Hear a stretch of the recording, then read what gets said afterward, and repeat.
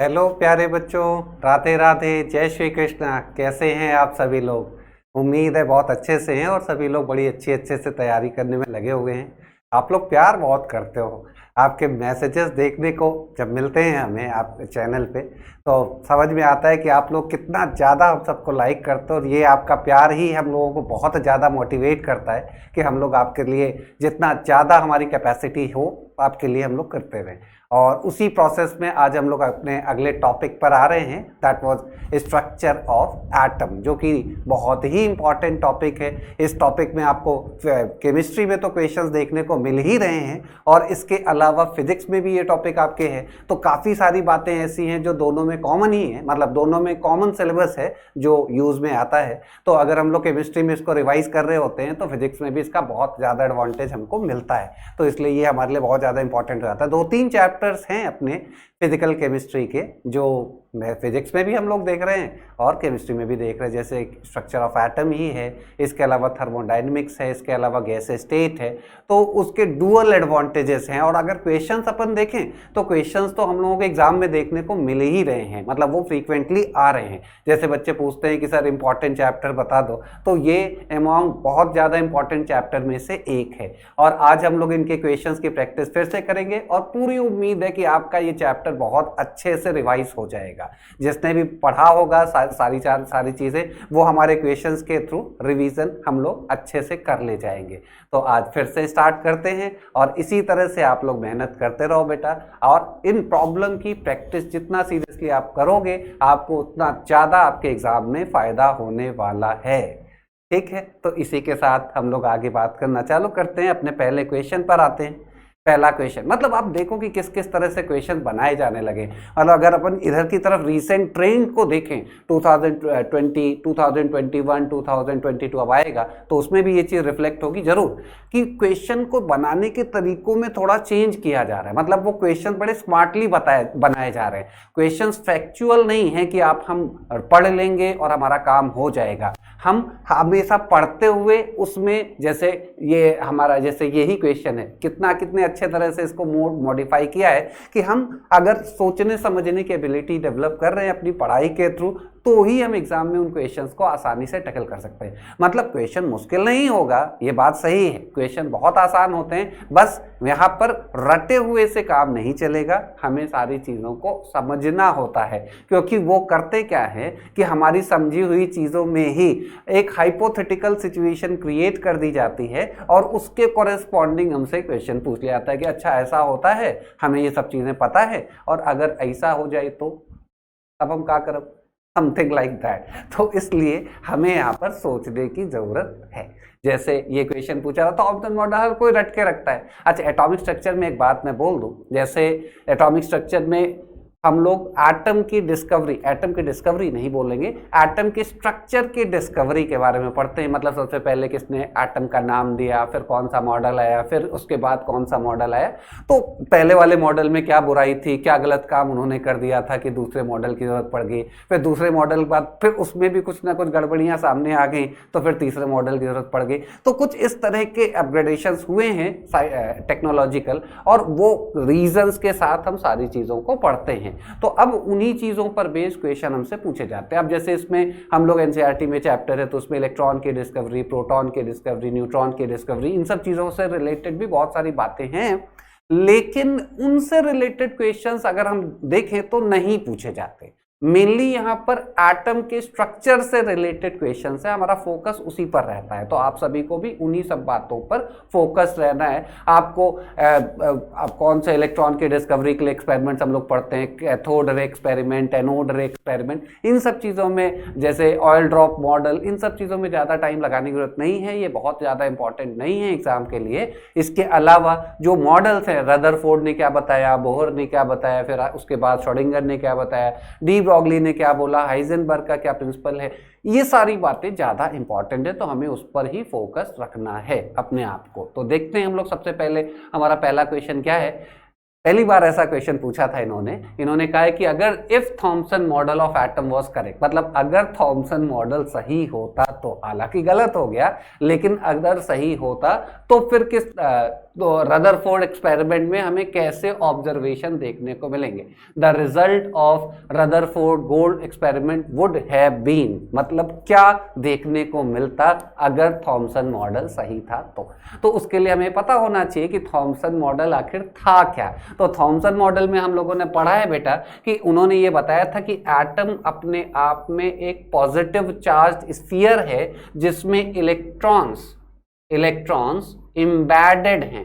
Plum pudding model या watermelon model, इस तरह से इसको नाम दिया जाता है। मतलब कहने का ये है कि एटम में पॉजिटिव चार्ज पूरे एटम में डिस्ट्रीब्यूटेड है और इलेक्ट्रॉन उसमें अलग अलग जगहों पर एम्बेडेड हैं। और कहानी इस तरह की है कि पॉजिटिव और नेगेटिव चार्ज के बीच का लगने वाला अट्रैक्शन लाइक चार्ज के बीच में लगने वाले रिपल्शंस को एग्जैक्टली कंपनसेट कर देता है और एटम स्टेबल बना रहता है। जब थॉमसन ने अपना मॉडल दिया था तो उस समय तक न्यूट्रॉन की डिस्कवरी नहीं हुई थी, तो न्यूट्रॉन का कोई डिस्कशन नहीं है। यहाँ पॉजिटिव चार्ज का डिस्कशन है, that is mainly because of proton की वजह से वो पॉजिटिव चार्ज रहा होगा। और इसके अलावा इलेक्ट्रॉन की डिस्कवरी हुई थी तो वो कैथोड रे एक्सपेरिमेंट से, तो उसके बारे में कहा।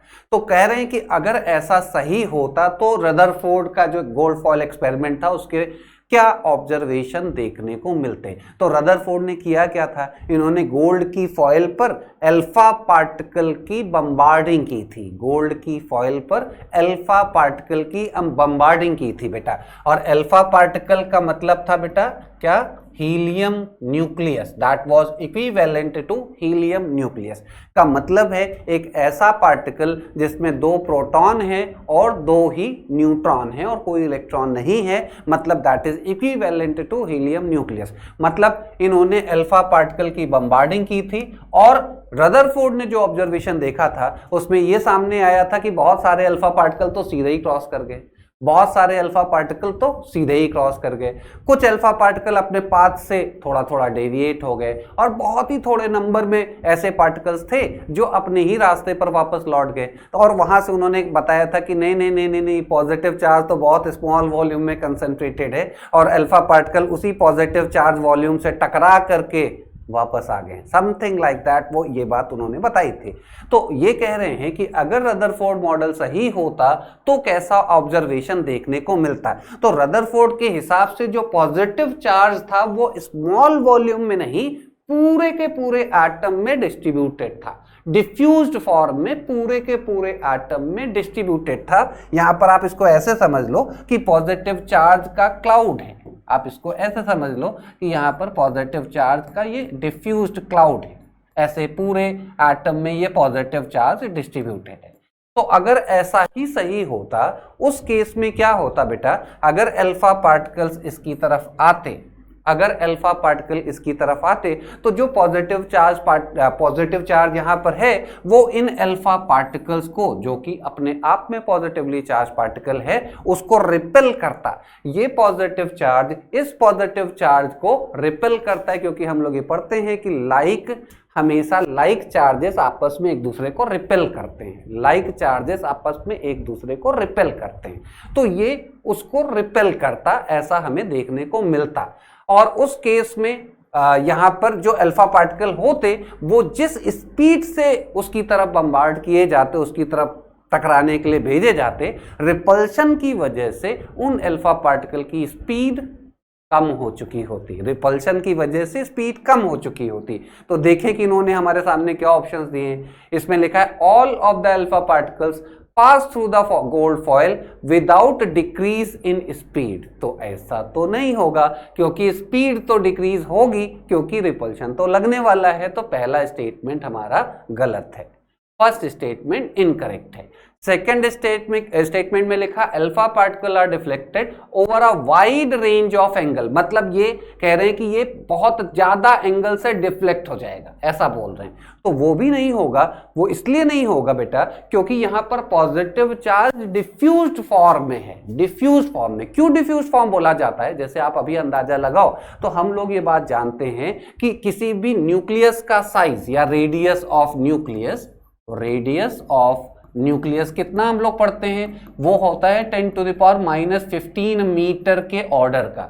10⁻⁻15 मीटर, जिसको 1 फर्मी मीटर भी बोलते हैं, इतने ऑर्डर का होता है। जबकि साइज ऑफ एटम हम लोग क्या पढ़ते हैं, साइज ऑफ एटम हम लोग क्या पढ़ते हैं, साइज ऑफ एटम पढ़ते हैं 10⁻⁻10 मीटर का। मतलब लगभग एक रफ आइडिया है कि किसी भी एलिमेंट के एटम का साइज एक एंगस्ट्रॉम के ऑर्डर का होता है, मतलब 10⁻⁻10 मीटर के ऑर्डर का होता है।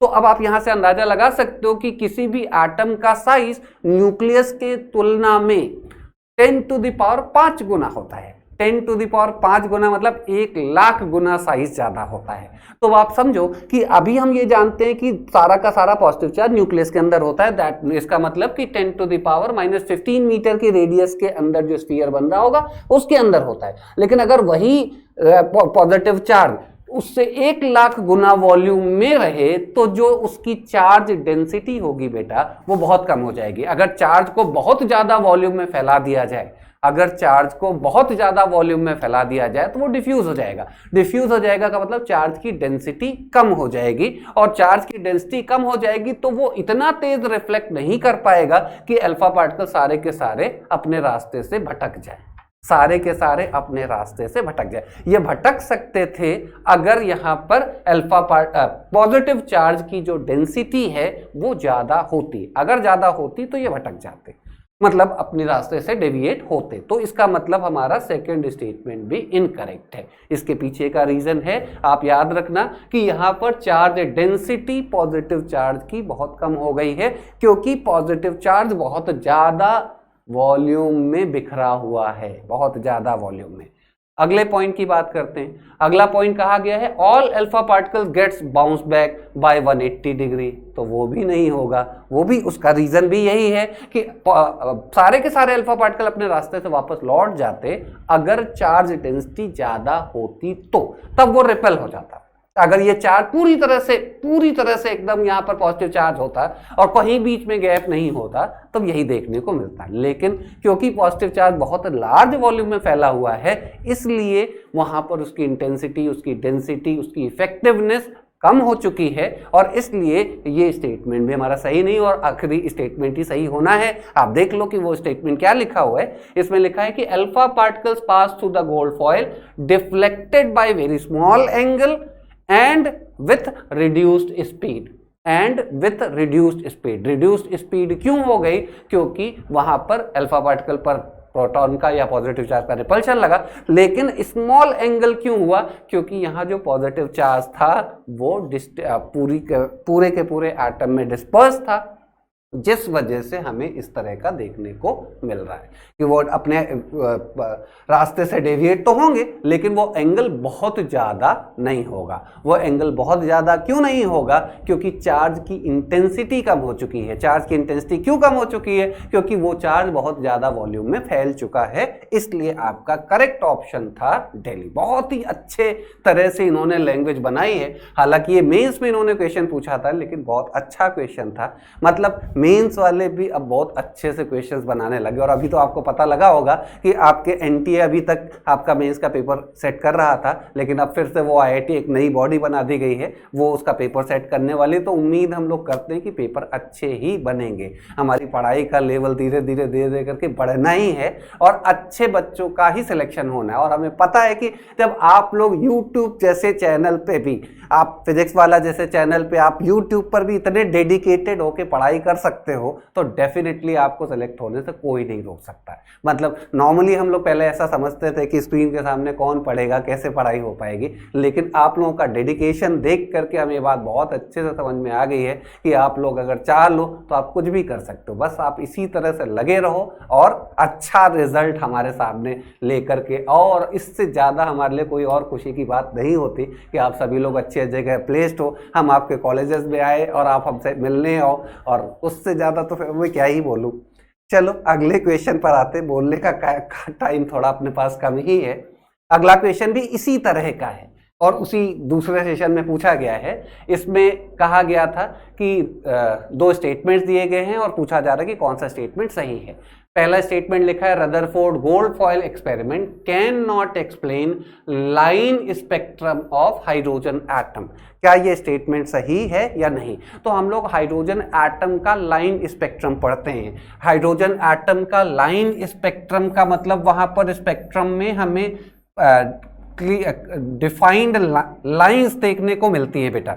और स्पेक्ट्रम में जो डिफाइंड लाइंस देखने को मिलती है, बेसिकली हाइड्रोजन स्पेक्ट्रम जो हम लोग पढ़ते हैं वो एमिशन स्पेक्ट्रम होता है। एमिशन स्पेक्ट्रम कहने का मतलब ये है कि हाइड्रोजन एटम का एक सैंपल लिया गया है, H एटम्स जो कि गैसेस स्टेट में थे, उनको लाइट डाल करके एक्साइट कर दिया गया है, मतलब उनके इलेक्ट्रॉन लोअर ग्राउंड लेवल से किसी हायर ऑर्बिट पे चले गए थे।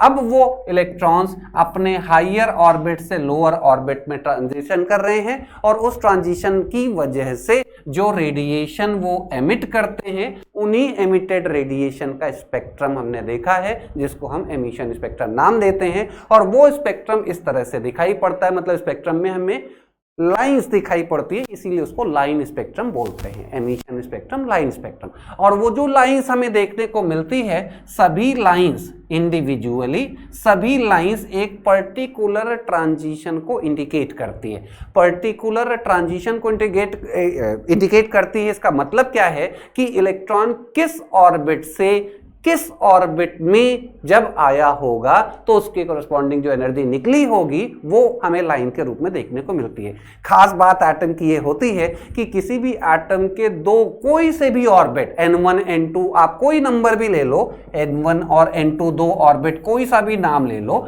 तो दो ऑर्बिट के बीच का जो एनर्जी डिफरेंस होता है बेटा, वो एनर्जी डिफरेंस एक डिस्क्रीट वैल्यू या एक एक्सक्लूसिव वैल्यू होती है। एक्सक्लूसिव वैल्यू होती है कहने का मतलब ये है कि अगर इन दो ऑर्बिट के बीच का एनर्जी गैप, अगर मैंने कहा x है, x यूनिट ऑफ एनर्जी है, तो x अमाउंट ऑफ एनर्जी किसी दूसरे दो ऑर्बिट के बीच का गैप कभी नहीं होगा, कभी नहीं होगा। मतलब कहने का यह है कि जब भी इलेक्ट्रॉन एक ऑर्बिट से दूसरे ऑर्बिट में जाएगा, तो वो जो दो ऑर्बिट के बीच का एनर्जी गैप होता है, वही अमाउंट ऑफ एनर्जी वो एमिट कर देता है, और वही अमाउंट ऑफ एनर्जी हमें लाइन के रूप में दिखती है। और एक पर्टिकुलर लाइन एक पर्टिकुलर एनर्जी को इंडिकेट करती है, और एक पर्टिकुलर एनर्जी एक पर्टिकुलर ट्रांजिशन को इंडिकेट करती है। एक पर्टिकुलर एनर्जी एक पर्टिकुलर ट्रांजिशन को इंडिकेट करती है, और ये तभी संभव है जब हम किसी भी एटम के बाहर, जो न्यूक्लियस के बाहर, एटम में न्यूक्लियस के बाहर जो ऑर्बिट्स हैं उनको डिफाइन कर सकें। अगर ऑर्बिट डिफाइंड होंगे, मतलब उनकी एनर्जीज डिफाइंड होंगी, तभी उस इलेक्ट्रॉन के ट्रांजिशन से जो एनर्जीज एमिट होंगी वो डिफाइन हो पाएगी, और तभी हमें लाइंस, डिफाइंड लाइंस देखने को मिलेंगी।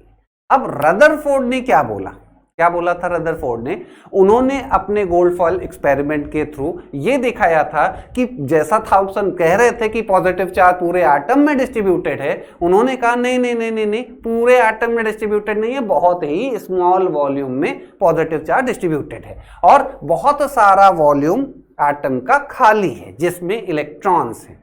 लेकिन रदरफोर्ड मॉडल का जो ड्रॉबैक था वो यही था कि वो किसी भी एटम में जो न्यूक्लियस के बाहर इलेक्ट्रॉन का डिस्ट्रीब्यूशन है, या हम ऐसे कह लें कि इलेक्ट्रॉन का जो अरेंजमेंट है, वो डिफाइन नहीं कर पाए। मतलब उस बात को ये नहीं बता पाए थे कि न्यूक्लियस के बाहर इलेक्ट्रॉन किस तरह से डिस्ट्रीब्यूटेड है। जैसे हम लोग सो कॉल्ड इलेक्ट्रॉनिक कॉन्फ़िगरेशन सीखते हैं कि किसी भी एटम का इलेक्ट्रॉनिक कॉन्फ़िगरेशन क्या है, वो इलेक्ट्रॉनिक कॉन्फ़िगरेशन लिखा कैसे जाता है, ये डिस्क्रिप्शन रदरफोर्ड मॉडल नहीं दे पाता, और इसीलिए यही उसका ड्रॉबैक है। और अगर रदरफोर्ड मॉडल सही होता तो जो स्पेक्ट्रम देखने को मिलता बेटा, वो कंटिन्यूअस स्पेक्ट्रम होता, वो कंटिन्यूअस स्पेक्ट्रम होता। कंटिन्यूअस स्पेक्ट्रम का मतलब ये है कि अगर रदरफोर्ड मॉडल सही होता तो कहानी ऐसी होती कि न्यूक्लियस के बाहर कोई इलेक्ट्रॉन होता और वो न्यूक्लियस के बाहर चक्कर लगाता, और अगर वो चक्कर लगाता तो क्योंकि इलेक्ट्रॉनिक चार्ज पार्टिकल है, और वो चक्कर लगाने के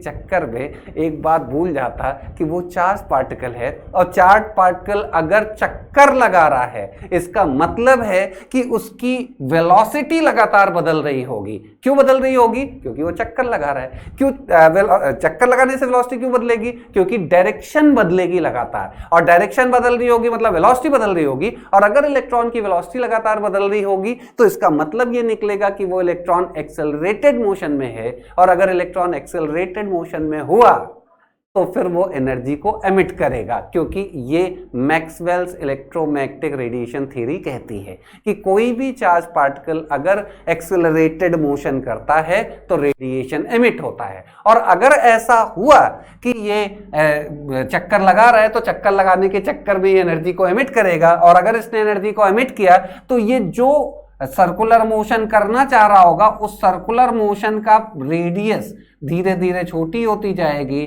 और वो एक स्पाइरल पाथ बनाते हुए न्यूक्लियस पर कोलैप्स कर जाएगा। और इस फेनामेना में जो एनर्जी एमिट होगी, एनर्जी तो एमिट होगी क्योंकि चार्ज पार्टिकल है, चक्कर लगा रहा है मतलब एक्सेलरेटेड मोशन है तो इसका मतलब एनर्जी एमिट करेगा, और जिसकी वजह से उस इलेक्ट्रॉन की एनर्जी धीरे धीरे कम होती जाएगी और वो एनर्जी एमिट करता जाएगा। और अगर इस एमिटेड एनर्जी का स्पेक्ट्रम देखा जाए तो फिर वो एक कंटिन्यूअस स्पेक्ट्रम देखने को मिलेगा बेटा।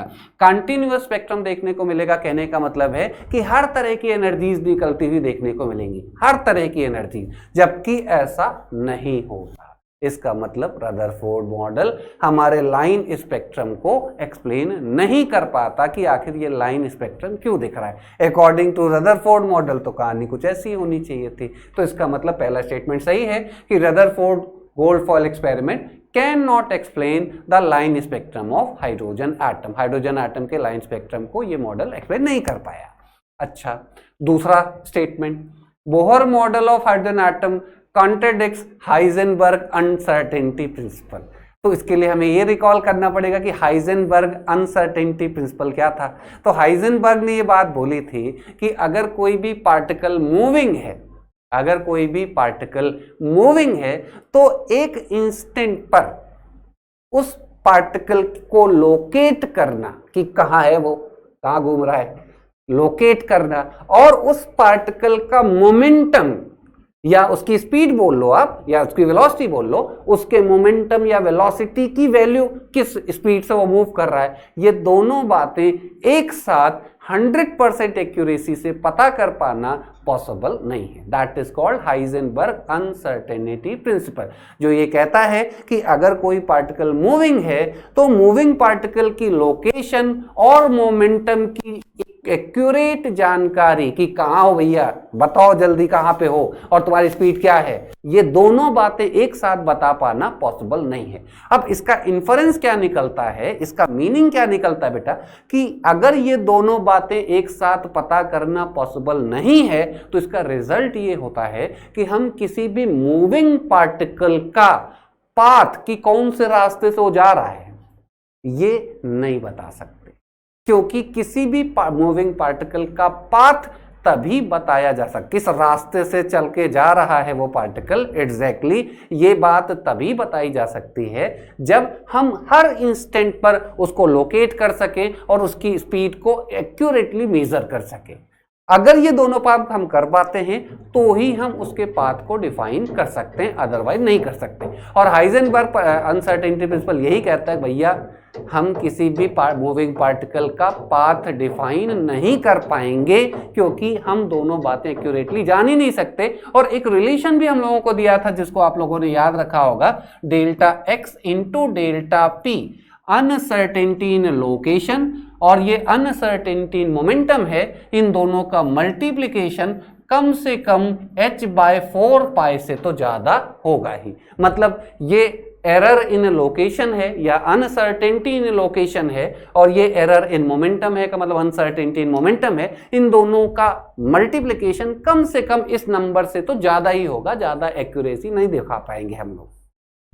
तो इसका रिजल्ट ये निकला कि हम पाथ नहीं बता पाएंगे कि कोई भी मूविंग पार्टिकल का पाथ क्या है। और बोहर मॉडल ने क्या किया था कि बोहर मॉडल ने तो साफ साफ बता दिया था कि भैया इलेक्ट्रॉन न्यूक्लियस के बाहर एक फिक्स्ड सर्कुलर ऑर्बिट में मूव करता है। सर्कुलर ऑर्बिट कहने का मतलब है कि पाथ हमने बता दिया कि भैया ये रास्ता है इलेक्ट्रॉन का, ऐसे ऐसे ऐसे ऐसे करके चक्कर लगाएगा, जो कि हाइजेनबर्ग अनसर्टेनिटी प्रिंसिपल का क्लियर कट वायलेशन है। ना उन्होंने कहा इलेक्ट्रॉन एक चार्ज पार्टिकल और सब एटॉमिक पार्टिकल है और बेसिकली हाइजेनबर्ग अनसर्टेनिटी प्रिंसिपल की महत्व महत्ता कह लो कि वो महत्ता उसी सब एटॉमिक पार्टिकल के लिए ज्यादा है। हैवियर ऑब्जेक्ट में तो एक बार को आप हाइजेनबर्ग अनसर्टेनिटी प्रिंसिपल क्या कहता है उसको इग्नोर किया जा सकता है, लेकिन सब एटॉमिक पार्टिकल के केस में हाइजेनबर्ग अनसर्टेनिटी प्रिंसिपल को इग्नोर बिल्कुल नहीं किया जा सकता। और इलेक्ट्रॉन की बात हो रही है बोहर मॉडल में, तो बोहर मॉडल में जो इलेक्ट्रॉन का पाथ उन्होंने सर्कुलर ऑर्बिट ट्रेस कर दिया है वो बिल्कुल भी नहीं किया जा सकता। और हाइजेनबर्ग अनसर्टेनिटी प्रिंसिपल का आना ही बोहर मॉडल के में ताबूत की आखिरी कील साबित हुआ कि बोहर मॉडल पूरी तरह से डिस्कार्ड हुआ, क्योंकि बोहर मॉडल सीधे सीधे क्लियर कट पाथ डिफाइन कर पाता था जो कि बिल्कुल भी संभव नहीं है। तो दिस वाज द रीजन, और इसलिए आपका सेकेंड स्टेटमेंट भी करेक्ट है। Bohr model Heisenberg uncertainty principal को कॉन्ट्रडिक्ट कर रहा है। तो पहला स्टेटमेंट भी करेक्ट है, दूसरा स्टेटमेंट भी करेक्ट है। तो इसका मतलब है कि इस क्वेश्चन का जो करेक्ट आंसर है वो है दिल्ली बेटा। दिल्ली इसका करेक्ट आंसर। बहुत अच्छा क्वेश्चन पूछा है इन्होंने। अगले क्वेश्चन पर आते हैं। अगला क्वेश्चन क्या है? अगला क्वेश्चन हमारा फोटो इलेक्ट्रिक इफेक्ट से है। फोटो इलेक्ट्रिक इफेक्ट कहने का मतलब क्या है कि फोटो इलेक्ट्रिक इफेक्ट का मतलब जब किसी मेटल के सरफेस पर रेडिएशंस फॉल करते हैं बेटा। रेडिएशंस जब इस पर फॉल करते हैं तो इस सरफेस से इलेक्ट्रॉन्स इजेक्ट होते हुए दिखाई पड़ते हैं। इसी फेनामेना को फोटो इलेक्ट्रिक इफेक्ट बोलते हैं। मतलब जब किसी मेटल सरफेस पर रेडिएशन फॉल कर रहे हैं तो इलेक्ट्रॉन इजेक्ट होते हैं, और जो इलेक्ट्रॉन इजेक्ट होते हैं अगर इसी को किसी तरह से सर्किट बना के फ्लो करा दिया जाए, मतलब इन्हीं इजेक्टेड इलेक्ट्रॉन्स को, जो इलेक्ट्रॉन उससे बाहर आ रहे हैं, अगर हम सर्किट बना के फ्लो करा दें तो हमें फोटो करंट देखने को मिलती है, जो फोटो करंट के नाम से हम लोग पढ़ते हैं। और यहीं पर एक रिलेशन हम लोग पढ़ते हैं कि kinetic energy of ejected electron की maximum value is equals to होता है h nu minus work function, जहां एच न्यू का मतलब होता है रेडिएशन जो उस पर फॉल कराया जा रहा है उस रेडिएशन की एनर्जी क्या है, और W का मतलब होता है work function of metal. Work function का मतलब होता है किसी भी मेटल के सरफेस से इलेक्ट्रॉन को निकालने के लिए कम से कम जितनी एनर्जी हमें देनी पड़ती है, मिनिमम अमाउंट ऑफ एनर्जी जो इलेक्ट्रॉन को सरफेस से निकालने के लिए देनी पड़ती है, उसी को बोला जाता है वर्क फंक्शन। तो अब यहां पर उसी पर बेस्ड क्वेश्चन हमसे पूछा गया है। कहा जा रहा है कि P is the momentum of fastest electron ejected. Fastest का मतलब ये है कि यहां पर बेटा जो ये हम लोग फॉर्मूला पढ़ते हैं ये मैक्सिमम काइनेटिक एनर्जी का ही फॉर्मूला होता है। मतलब जो इलेक्ट्रॉन निकल रहा है उसकी काइनेटिक एनर्जी की जो मैक्सिमम पॉसिबल वैल्यू हो सकती है उसका ही फॉर्मूला है। कहने का मतलब ये है कि यहां से जो इलेक्ट्रॉन इजेक्ट होता है उसकी काइनेटिक एनर्जी इस वैल्यू से कम भी हो सकती है। इसको मैं एक सिंपल से एग्जांपल से आपको दिखा दो। मान ले कि हमारा जो रेडिएशन है उसकी एनर्जी 100 इलेक्ट्रॉन वोल्ट है। जो यहां पर रेडिएशन फॉल कर रहे हैं उसकी एनर्जी 100 इलेक्ट्रॉन वोल्ट है, और हमारा जो वर्क फंक्शन है वो मान ले कि 80 इलेक्ट्रॉन वोल्ट है, 80 इलेक्ट्रॉन वोल्ट है वर्क फंक्शन। तो यहां से जो इलेक्ट्रॉन इजेक्ट होंगे उसकी एनर्जी मैक्सिमम 20 इलेक्ट्रॉन वोल्ट होगी, और वो 20 इलेक्ट्रॉन वोल्ट से कम भी हो सकती है। 100 माइनस 80 दैट विल बी 20। मतलब 100 एनर्जी हमने डाली है, 80 तो उसको निकालने में खर्चा हो गई, बाकी की जो एनर्जी वो इलेक्ट्रॉन को ट्रांसफर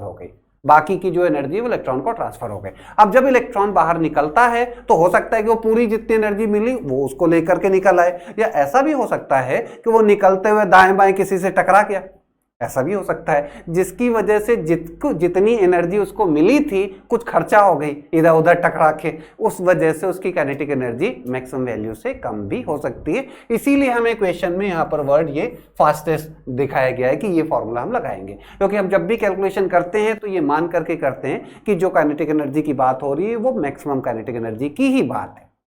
अच्छा, अब क्वेश्चन पर आते हैं।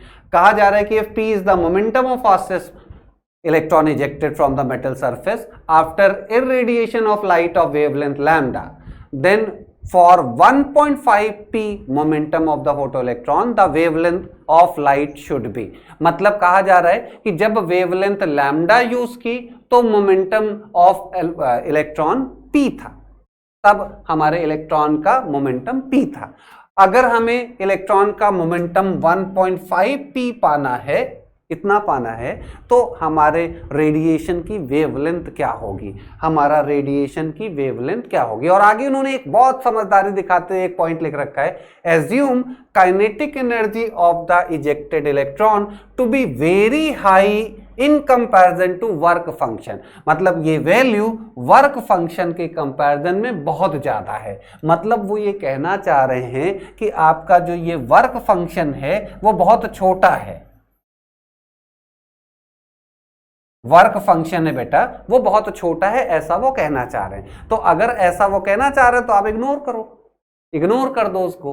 और अगर आप इग्नोर कर देते हो तो यहां से आपको दिखाई पड़ेगा कि kinetic energy of ejected electron is equal to H nu या एच सी बाय लैम्डा भी लिख सकते हैं, nu is equal to c by lambda होता है। और यहां से हमें दिखाई पड़ रहा है बेटा कि kinetic energy of ejected electron is inversely proportional to lambda, क्योंकि h और c तो कांस्टेंट ही है, h अपना प्लैंक कांस्टेंट, c अपना वेलोसिटी ऑफ लाइट, तो वो तो कांस्टेंट ही है। इसका मतलब kinetic energy of electron lambda पर डिपेंडेंट है, इनवर्सली प्रोपोर्शनल का रिलेशन आ रहा है। और हमें क्वेश्चन में काइनेटिक एनर्जी नहीं मोमेंटम के टर्म में बात की गई है, तो हम लोग काइनेटिक एनर्जी का फॉर्मूला जानते हैं। काइनेटिक एनर्जी का क्या फॉर्मूला होता है बेटा, half mv square, half mv square, और momentum m into v, momentum m into v. तो अगर काइनेटिक एनर्जी और मोमेंटम को रिलेट करना हो, देखो आप कैसे करोगे। काइनेटिक एनर्जी वाले फॉर्मूले में अगर हम लोग m से मल्टीप्लाई करें दोनों साइड में तो आपको मिलेगा ये m square v square. Kinetic energy into mass of electron जो निकल रहा है is equal to half into m square v square, और m और v का मल्टीप्लिकेशन मोमेंटम है, तो आप इसको यहां से लिख सकते हो 2 टाइम्स काइनेटिक एनर्जी, 2 टाइम्स मैंने दूसरे साइड में ले लिया, into m is equal to p का square, is equal to p का स्क्वायर। तो यहां से हम कह सकते हैं kinetic energy is equal to p square divided by 2m, p square divided by 2m। तो ये अगर हम लोग यहां पर रखें तो हमें क्या देखने को मिलेगा, p square by 2m, p square by 2m is inversely proportional to lambda, p square by 2m is inversely proportional to lambda, और m भी कांस्टेंट ही है, तो यहां से हम लोग कह सकते हैं बेटा p square is inversely proportional to lambda, p square is inversely proportional to lambda. और यहां से हम लोग कह सकते हैं p1 square upon p2 square is equal to lambda 2 upon lambda 1, lambda 2 upon lambda 1। अब आपको लैम्डा 1 पता है और p1 पता है, दैट इज p। आपको p2 बता दिया है और उसके लिए लैम्डा 2 पूछ लिया है, लैम्डा 2 कितना होगा ये आपसे पूछ लिया है, तो आप यहां पर वैल्यू पुट कर लो। तो यहां पर अगर पुट करें तो p अपॉन 1.5 p, इसका स्क्वायर हम लोग बोल सकते हैं, is equal to lambda 2 upon lambda. तो यहां से आपको सॉल्व होके क्या मिलने वाला है, लैम्डा 2, p कट जाएगा आपका और ये आएगा lambda 2 is equal to lambda upon 1.5 का स्क्वायर, 1.5 का स्क्वायर, ये वैल्यू आएगी। और जिस तरह के आंसर्स दिए हैं तो 1.5 का मतलब होता है बेटा 3/2, 1.5 का मतलब होता है 3/2, और 1.5 का स्क्वायर का मतलब हो गया 3/2 का स्क्वायर का मतलब हो गया 9/4, 9/4, और वो डिनोमिनेटर में है तो नीचे लैम्डा अपॉन 9/4 का मतलब ये हो गया आपका 4/9 लैम्डा, 4/9 लैम्डा। तो अब आप अपना ऑप्शन देखो तो आपको आंसर मिलेगा पहला ऑप्शन सही है। तो इस तरह से इन्होंने कितना दिमाग लगाया, वर्क फंक्शन को इग्नोर करा दिया तो हमारा मोमेंटम लैम्डा से इस तरह से रिलेट हो गया कि जो इलेक्ट्रॉन निकल रहा है उसका मोमेंटम जो रेडिएशन फॉल हो रहा है उसके वेवलेंथ से किस तरह से रिलेटेड है। Kinetic energy inversely proportional to wavelength और वहां से मोमेंटम का square is inversely proportional to wavelength, और उसको यूज करके हम लोगों ने इक्वेशन सॉल्व कर लिया। अगले क्वेश्चन पर आते हैं। अगला क्वेश्चन कहाँ गया पीछे, हाँ बहुत ही सिंपल क्वेश्चन, बहुत मतलब ये तो पहले बहुत ज़्यादा इस तरह के क्वेश्चन पूछे जाते थे, अभी भी ज़्यादा पुराना नहीं है।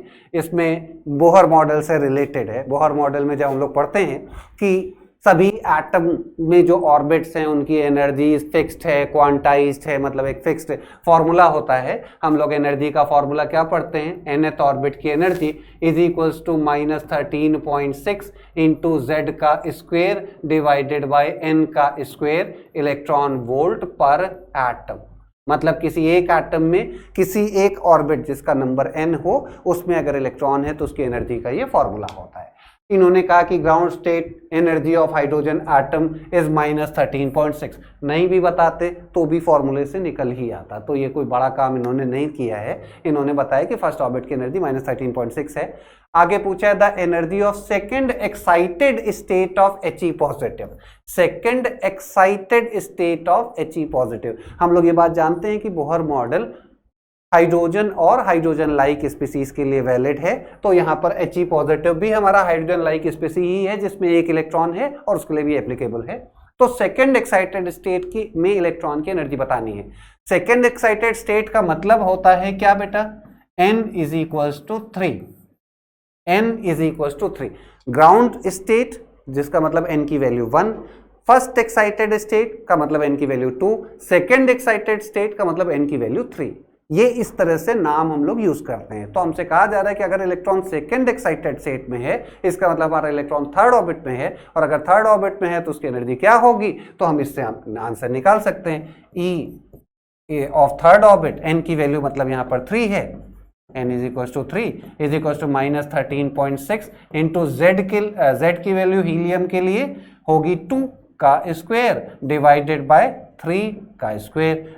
तो यहां से आएगा -13.6 into 4/9 electron volt, 4/9 electron volt. और इसको सॉल्व करने पर बेटा ये वैल्यू आती है 4/9 का मतलब ये 0.5 के आसपास कह लो, 0.5 के आसपास आएगी, 0.5 से थोड़ा कम। तो इसको सॉल्व करने पर ये वैल्यू आती है -6.04 इलेक्ट्रॉन वोल्ट। तो इसका जो आपका करेक्ट ऑप्शन था वो था कैलकाटा।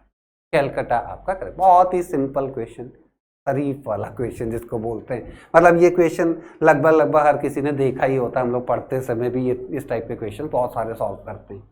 आगे इन्होंने उसी तरह का एक और क्वेश्चन लिखा है, which of the following is the energy of possible excited state of hydrogen. मतलब अगर कोई हाइड्रोजन एक्साइटेड स्टेट में है तो उसकी कौन कौन सी एनर्जी हो सकती है। तो अगेन हम लोग फॉर्मूला पढ़ते हैं, E की वैल्यू -13.6 इंटू जेड का स्क्वायर डिवाइडेड बाई n का स्क्वायर। अब चूंकि हाइड्रोजन एटम की बात कर रहे हैं, इलेक्ट्रॉन वोल्ट की ही बात कर रहे हैं यहाँ पे। जब भी पर एटम डिस्कशन होता है तो एनर्जी की यूनिट इलेक्ट्रॉन वोल्ट यूज की जाती है, और जब पर मोल एटम यूज हो रहे होते हैं तो एनर्जी की यूनिट को जूल या किलो जूल में यूज किया जाता है। एक कन्वर्जन फैक्टर हम लोग पढ़ते हैं, 1 electron volt per atom is equals to 96.5 kilo joule per mole. तो वो कन्वर्जन हम लोग कर भी सकते हैं। अब हमसे पूछा जा रहा है कि कौन कौन सी एनर्जीज पॉसिबल है, तो आप निकाल करके देख लो। Z की वैल्यू तो 1 ही है और N की वैल्यू अगर 1 पुट करोगे बेटा तो फर्स्ट ऑर्बिट की जो एनर्जी आती है वो इस फॉर्मूले से आएगी -13.6 इलेक्ट्रॉन वोल्ट।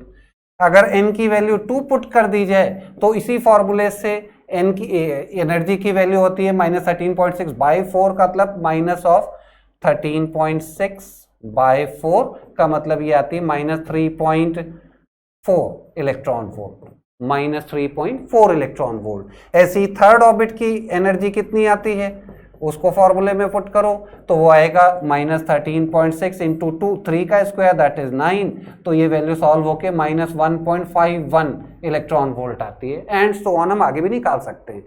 और एक बात यहां पर हम लोग ध्यान में रखते हैं कि जैसे जैसे न्यूक्लियस से इलेक्ट्रॉन की डिस्टेंस बढ़ती जाती है जैसे जैसे इलेक्ट्रॉन की डिस्टेंस बढ़ती जाती है, ये फर्स्ट ऑर्बिट है, ये सेकंड ऑर्बिट है, ये थर्ड ऑर्बिट है, ये फोर्थ ऑर्बिट है, ये फिफ्थ ऑर्बिट है एंड सो ऑन, वैसे वैसे इलेक्ट्रॉन की एनर्जी भी बढ़ती जाती है। और हालांकि वो नेगेटिव वैल्यू होती है क्योंकि इलेक्ट्रॉन न्यूक्लियस के अट्रैक्शन में है, और अगर न्यूक्लियस का बनुआ मजदूर टाइप का है कि इलेक्ट्रॉन को न्यूक्लियस में बांध रखा है, इसीलिए उसकी एनर्जी नेगेटिव में होती है। और जैसे जैसे वो दूर जाता है उसका नेगेटिव जो एनर्जी है वो नेगेटिव वैल्यू कम होती जाती है, का मतलब उसकी एनर्जी बढ़ती जाती है। तो अब अगर देखो तो सबसे पहली वैल्यू है -13.6, ये उससे ज्यादा है, ये उससे ज्यादा। अब आगे और कैलकुलेशन करेंगे तो और ज्यादा ही देखने को मिलेगी। अब आप ऑप्शन देख लो यहाँ पे, तो यहाँ पहला तो वैसे ही गलत हो गया क्योंकि प्लस में लिख रखी है, ये तो पॉसिबल हो ही नहीं सकती। इसके अलावा दूसरा -6.8, -6.8 इन दोनों वैल्यूज के बीच में कहीं पर आ रहा है, -13.6 -3.4 के बीच में कहीं है। तो वो फर्स्ट और सेकंड ऑर्बिट के बीच में क्या कोई ऑर्बिट होता है क्या? फर्स्ट और सेकंड ऑर्बिट के बीच में क्या कोई ऑर्बिट होता है? तो नहीं होगा, एक के बाद दो ही आता है। यहाँ पे क्वांटाइजेशन का जमाना है, एक के बाद दो और बीच में कोई ऑर्बिट नहीं है, तो इसका मतलब ये वाली एनर्जी भी पॉसिबल नहीं है। इसके अलावा -3.4 ये है, और चूंकि सिंगल करेक्ट है तो यही है। और इसके अलावा अगेन ये प्लस में लिखा है तो ये भी नहीं है, अगेन प्लस में है तो वो भी नहीं है। इसका मतलब कौन सी पॉसिबल एनर्जी है? वो ऑप्शन है -3.4। मतलब आप यहां से वैल्यूज निकाल करके देख सकते हो और उसके कॉरेस्पॉन्डिंग जो वैल्यू आपको दे रखी है उसको उससे मैच करा के देख सकते हो कि कौन सी वैल्यू पॉसिबल है। हमें ध्यान रखना होता है न्यूक्लियस से डिस्टेंस बढ़ने के साथ इलेक्ट्रॉन की एनर्जी बढ़ती जाती है, लेकिन वो नेगेटिव में होती है, इसलिए वो नेगेटिव वैल्यू आपको मैग्नीट्यूड वाइज देखोगे तो घटती जाएगी, लेकिन अगर साइन के साथ देखेंगे तो बढ़ती हुई देखने को मिलेगी। ठीक, आ जाओ अगला क्वेश्चन क्या है? ये भी उसी डिस्कशन पर बेस्ड है।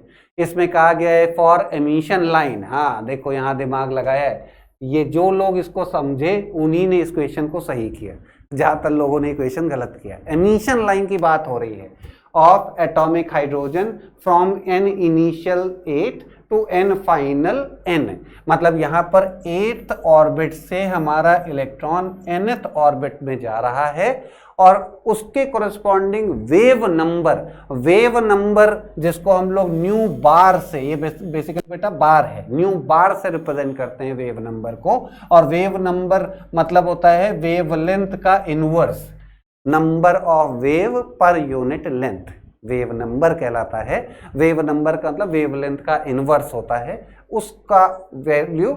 और इन्होंने 1/n² को प्लॉट किया है, 1/n² को प्लॉट किया है और पूछा जा रहा है कि कैसा ग्राफ होगा, उसका स्लोप क्या होगा, इस तरह से। तो जैसे हम लोग एक फॉर्मूला पढ़ते हैं, इलेक्ट्रॉनिक ट्रांजिशन में जो भी रेडिएशन एमिट होता है उसकी वेवलेंथ का फॉर्मूला, जिसको रिडबर्ग फॉर्मूले के नाम से भी जानते हैं, 1/λ is equals to RH Rydberg constant into z का स्क्वायर इंटू 1/n1 का स्क्वायर माइनस 1/n2 का स्क्वायर। रिडबर्ग फॉर्मूला ये हम लोग यूज करते हैं। और इलेक्ट्रॉन चाहे लोअर से हायर में जा रहा हो, चाहे हायर से लोअर में आ रहा हो, दोनों में जो एनर्जी एब्जॉर्ब या इवॉल्व होगी उसके लिए फॉर्मूला यूज होता है। इलेक्ट्रॉन किसी एक ऑर्बिट से किसी दूसरे ऑर्बिट में चाहे नीचे से ऊपर जाए चाहे ऊपर से नीचे आए, जो भी एनर्जी एमिट होती, यहां पर एमिशन देखने को मिलेगा और ये एब्जॉर्प्शन देखने को मिलेगा। एब्जॉर्प्शन, जैसे दो तरह के स्पेक्ट्रम पढ़े जाते हैं बेटा, एक एमिशन स्पेक्ट्रम, एक एब्जॉर्प्शन स्पेक्ट्रम। एमिशन स्पेक्ट्रम का मतलब एमिटेड लाइट का, हमारा जो सैंपल होगा जिसके स्पेक्ट्रम की स्टडी की जा रही है, हमारे सैंपल से जो लाइट एमिट होगी उस एमिटेड लाइट का स्पेक्ट्रम कहलाता है एमिशन स्पेक्ट्रम। और अगर हमारे सैंपल ने लाइट को एब्जॉर्ब कर लिया है तो एब्जॉर्ब्ड लाइट का स्पेक्ट्रम कहलाता है एब्जॉर्प्शन स्पेक्ट्रम। मतलब एब्जॉर्प्शन स्पेक्ट्रम में हमें कुछ ऐसा दिखाई पड़ेगा कि पूरे स्पेक्ट्रम में बैकग्राउंड उसका ब्राइट होगा और कहीं कहीं पर डार्क लाइंस होंगी, और जो कहीं कहीं पर डार्क लाइंस होती हैं वो बेसिकली वो एनर्जीज की लाइंस हैं जो एब्जॉर्ब हो चुकी है, वो एनर्जीज की लाइन होती हैं जो एब्जॉर्ब हो चुकी हैं, तो वो एब्जॉर्प्शन स्पेक्ट्रम के नाम से जाना जाता है। और जब भी ये फॉर्मूला यूज किया जाता है तो हमेशा आप ध्यान रखो कि इस फॉर्मूले को यूज करते समय जो n1 और n2 है वो n2 की वैल्यू n1 से बड़ी होनी चाहिए, n2 की वैल्यू n1 से बड़ी होनी चाहिए, n2 की वैल्यू n1 से बड़ी होनी चाहिए, चाहे एमिशन हो चाहे एब्जॉर्प्शन हो सकता है ये n1 हो ये n2 हो, तो यहाँ पर ये वैल्यू यहाँ पर रखा जाएगा और ये वाला यहाँ पर रखा जाएगा। तो हमेशा वो ध्यान में रखना होता है क्योंकि तभी हमारा आंसर पॉजिटिव आएगा। अगर n2 की वैल्यू n1 से ज़्यादा नहीं हुई तो इससे हमारा आंसर निगेटिव आएगा और वेवलेंथ कभी निगेटिव नहीं हो सकता, वेवलेंथ हमेशा पॉजिटिव ही होगा। अच्छा, समझ में आया। अब यहां पर हमसे ये तो कहा है कि इलेक्ट्रॉन 8 से n पर गया है। अब इसको देख करके हम कैसे समझें कि n1 कौन है n2 कौन है, n1 कौन है n2 कौन है, ये हम कैसे समझें? क्योंकि अगर हमने ये समझा कि n की वैल्यू 8 से ज्यादा हुई, अगर हमने समझा कि n की वैल्यू 8 से ज्यादा हुई, 8 से ज्यादा हुई, तो हम n को यहां रख देंगे, यहां पे अगर ज्यादा हुई। और अगर हमने समझा कि नहीं n की वैल्यू 8 से कम है तो हम यहां रख देंगे। और हमसे क्या पूछा गया है, वेव नंबर का प्लॉट ड्रॉ करना है, तो 1/लैम्डा ही वेव नंबर होता है, 1/लैम्डा ही वेव नंबर होता है। तो वेव नंबर का ही इक्वेशन हम कह सकते हैं कि वेव नंबर की इक्वेशन है। और एक वैल्यू तो उन्होंने बता दी है और दूसरी वैल्यू के स्क्वायर के साथ में, उसके इनवर्स के स्क्वायर के साथ में हमें ग्राफ को प्लॉट करने की बात कर रहे हैं। तो हमें ये बात समझने पर, क्योंकि उससे अंतर क्या होने वाला है, यहाँ दो तरह की कंडीशंस हैं। अगर n की वैल्यू 8 से ज्यादा हुई तो फिर इसका ग्राफ का स्लोप आपका नेगेटिव आएगा, और अगर n की वैल्यू 8 से कम हुई तो ग्राफ का स्लोप पॉजिटिव आएगा। ये बात हमें समझनी है। तो अब ये समझ में कैसे आएगी, यहाँ पर ये वर्ड लगा है, लिखा है एमिशन स्पेक्ट्रम, एमिशन लाइन।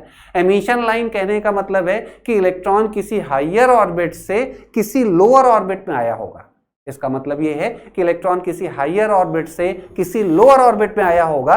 और अगर इसका मतलब ये है और 8 से n पर गया है, इसका मतलब n ही हमारा लोअर ऑर्बिट है, n ही हमारा लोअर ऑर्बिट है। इसका मतलब ये हुआ कि n1 हमारा n है और n2 हमारा 8 है, ये इसका मीनिंग हुआ। और अगर ऐसा हुआ तो अब आप इस इक्वेशन को ऐसा लिख सकते हो, हाइड्रोजन एटम की बात कर रहे हैं, एटॉमिक हाइड्रोजन एटम, तो Z की वैल्यू तो 1 ही है, तो यहां से हम कह सकते हैं कि nu bar is equal to RH into 1/n का square minus of RH by 8 का स्क्वायर। ऐसे आप फॉर्मूला लिख सकते हो। और इसको आप y एक्सिस पर प्लॉट कर रहे हो और 1/n के स्क्वायर को आप x एक्सिस पर प्लॉट कर रहे हो, और तो ये आपका कांस्टेंट ही है, माइनस ऑफ ये आप अनदर कांस्टेंट है।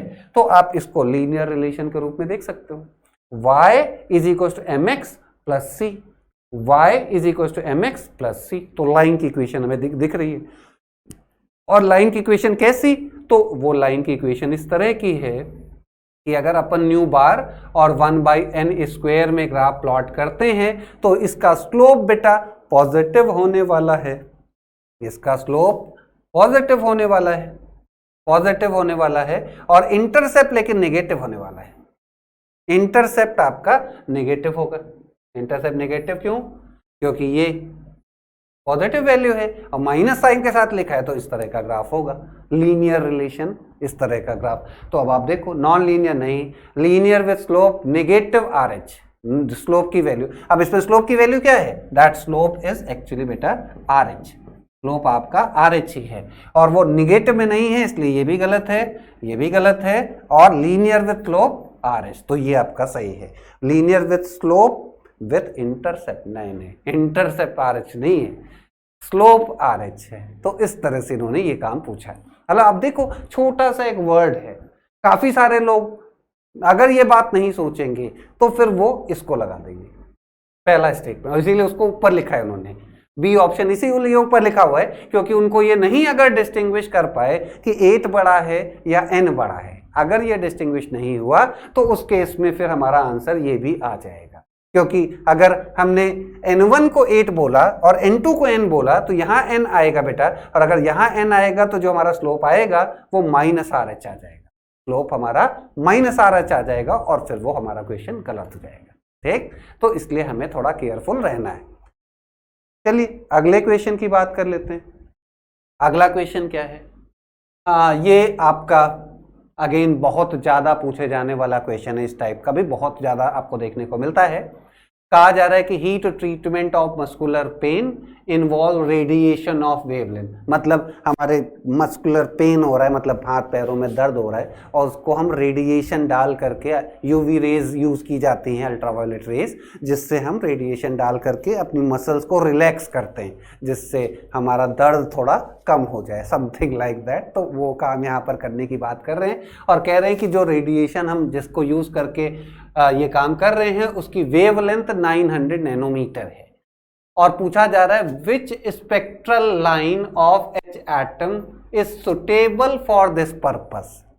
कौन सी स्पेक्ट्रल लाइन सुटेबल है इस पर्पस के लिए? किस पर्पस के लिए? कि स्पेक्ट्रल लाइन का मतलब इलेक्ट्रॉन किसी एक ऑर्बिट से किसी दूसरे ऑर्बिट में ट्रांजिशन कर रहा होगा और वो रेडिएशन एमिट कर रहा होगा, और ये जो रेडिएशन, इलेक्ट्रॉन नहीं रेडिएशन एमिट हो रहा होगा, और इस रेडिएशन से हम अपना मस्कुलर पेन दूर कर रहे हैं। अपना मस्कुलर पेन दूर करने के लिए हम ये रेडिएशन यूज कर रहे हैं। तो पूछा जा रहा है कि कौन सा ट्रांजिशन हमारे लिए काम कर देगा। तो अब यहाँ पर बेसिकली आपको एक तरीका तो ये है कि आप हर ऑप्शन को सॉल्व करो, वेवलेंथ निकालो, हर ऑप्शन को सॉल्व करो, वेवलेंथ निकालो, जो वेवलेंथ आपकी दी हुई वेवलेंथ के करीब आ रही हो वो आपका आंसर हो जाएगा। जो वेवलेंथ आपके गिवन वेवलेंथ के करीब आ रही होगी वो ऑप्शन आपका आंसर हो जाएगा। लेकिन उसको निकालने के लिए आपको रेडबर्ग फॉर्मूला यूज करना पड़ेगा, 1/λ = RH × Z का स्क्वायर इंटू 1/N1 का स्क्वायर माइनस 1/N2 का स्क्वायर। यहाँ से वो निकालना पड़ेगा। अब ये थोड़ा लंबा काम, ये लेंदी काम है एक्चुअली। रेडबर्ग फॉर्मूला यूज करके वेवलेंथ निकालना थोड़ा कैलकुलेशन वाइज अगर देखा जाए तो रिगरस कैलकुलेशन इन्वॉल्व होती है, आसानी से आंसर नहीं आता। तो यहाँ पर हम एक इंफॉर्मेशन याद रख सकते हैं। इंफॉर्मेशन ये है बेटा, जैसे हम लोग जब हाइड्रोजन स्पेक्ट्रम की स्टडी करते हैं तो वहाँ पर कुछ नाम हमें पढ़ाए जाते हैं, Lyman series, Balmer series, Paschen series, Brackett series, Pfund series. मैं यहां पर एक बार लिख रहा हूं, लाइमन सीरीज, जिसका मतलब होता है कि इलेक्ट्रॉन हमारा फर्स्ट ऑर्बिट में आ रहा है किसी हायर ऑर्बिट से। वो 2 भी हो सकता है, 3 भी हो सकता है, 4 भी हो सकता है, अप टू इनफाइनाइट कोई सा भी ऑर्बिट हो सकता है, और वहां से इलेक्ट्रॉन फर्स्ट ऑर्बिट में आ रहा है डायरेक्ट। तो जो रेडिएशन एमिट होता है उसको हम लाइमन लाइंस बोलते हैं, लाइमन सीरीज के नाम से पढ़ा जाता है। अगला नाम है बामर सीरीज। बामर सीरीज में हमारा N1 की वैल्यू 2 होती है और N2 की वैल्यू 3, 4, 5, 6 अप टू इनफाइनाइट में से कुछ भी हो सकती है। मतलब अगर इलेक्ट्रॉन हमारा किसी हायर ऑर्बिट से सेकंड पर डायरेक्ट आए तो जो रेडिएशन हमें मिलता है उसको हम बामर लाइन के नाम से जानते हैं, और उस पूरे ग्रुप ऑफ लाइंस को बामर सीरीज बोला जाता है। सिमिलरली पाश्चन सीरीज में N1 की वैल्यू होती है बेटा 3 और N2 की वैल्यू होती है 4, 5, 6 एंड सो ऑन, कोई भी नंबर हो सकता है। ऐसे ही नाम है ब्रैकेट सीरीज, N1 की वैल्यू 4 और N2 की वैल्यू 5 हो सकती है, 6 हो सकती है, 7 हो सकती है एंड सो ऑन। इस तरह से ये नाम है। ऐसी एक और नाम आप लोग पढ़ते हो, फुंड सीरीज, जिसमें N1 की वैल्यू होती है 5, N2 की वैल्यू होती है 6, 7, 8, 9 अप टू इनफाइनाइट, कुछ भी हो सकती है। ऐसी एक और नाम आता है Humphry series and so on. एक बात। दूसरी बात कि लाइमन सीरीज में जो रेडिएशंस हमें देखने को मिलते हैं उनकी वेवलेंथ, अगर हम पूरे रेडिएशन फर्स्ट लाइन आखिरी लाइन की वेवलेंथ को हम कैलकुलेट करें तो एक रिजल्ट सामने आता है जिसको हम लोग याद भी रखते हैं कि जो लाइमन सीरीज है वो रेडिएशन हमें अल्ट्रावायलेट रीजन में, लाइमन सीरीज हमारी अल्ट्रावायलेट रीजन में लाई करती है, UV region. UV region, UV region में ये लाई करती है। हाइड्रोजन एटम में, हाइड्रोजन स्पेक्ट्रम में लाइमन सीरीज की जो लाइंस हैं वो अल्ट्रावायलेट रीजन में लाई करती हैं। बामर सीरीज की जो लाइंस हैं बेटा, बामर सीरीज की, ये विजिबल रीजन में लाई करती है, विजिबल रीजन में लाई करती है। विजिबल रीजन होता है बेटा लगभग 850 या लगभग 900 भी रफली लिखते हैं, 850 नैनोमीटर से 350 नैनोमीटर की जो रेंज है वेवलेंथ की, रफ आइडिया है, थोड़ा बहुत दाएं बाएं भी चलेगा, अलग अलग सोर्सेज में अलग अलग लिखा है, क्लियर कट एकदम नहीं है आंसर ये।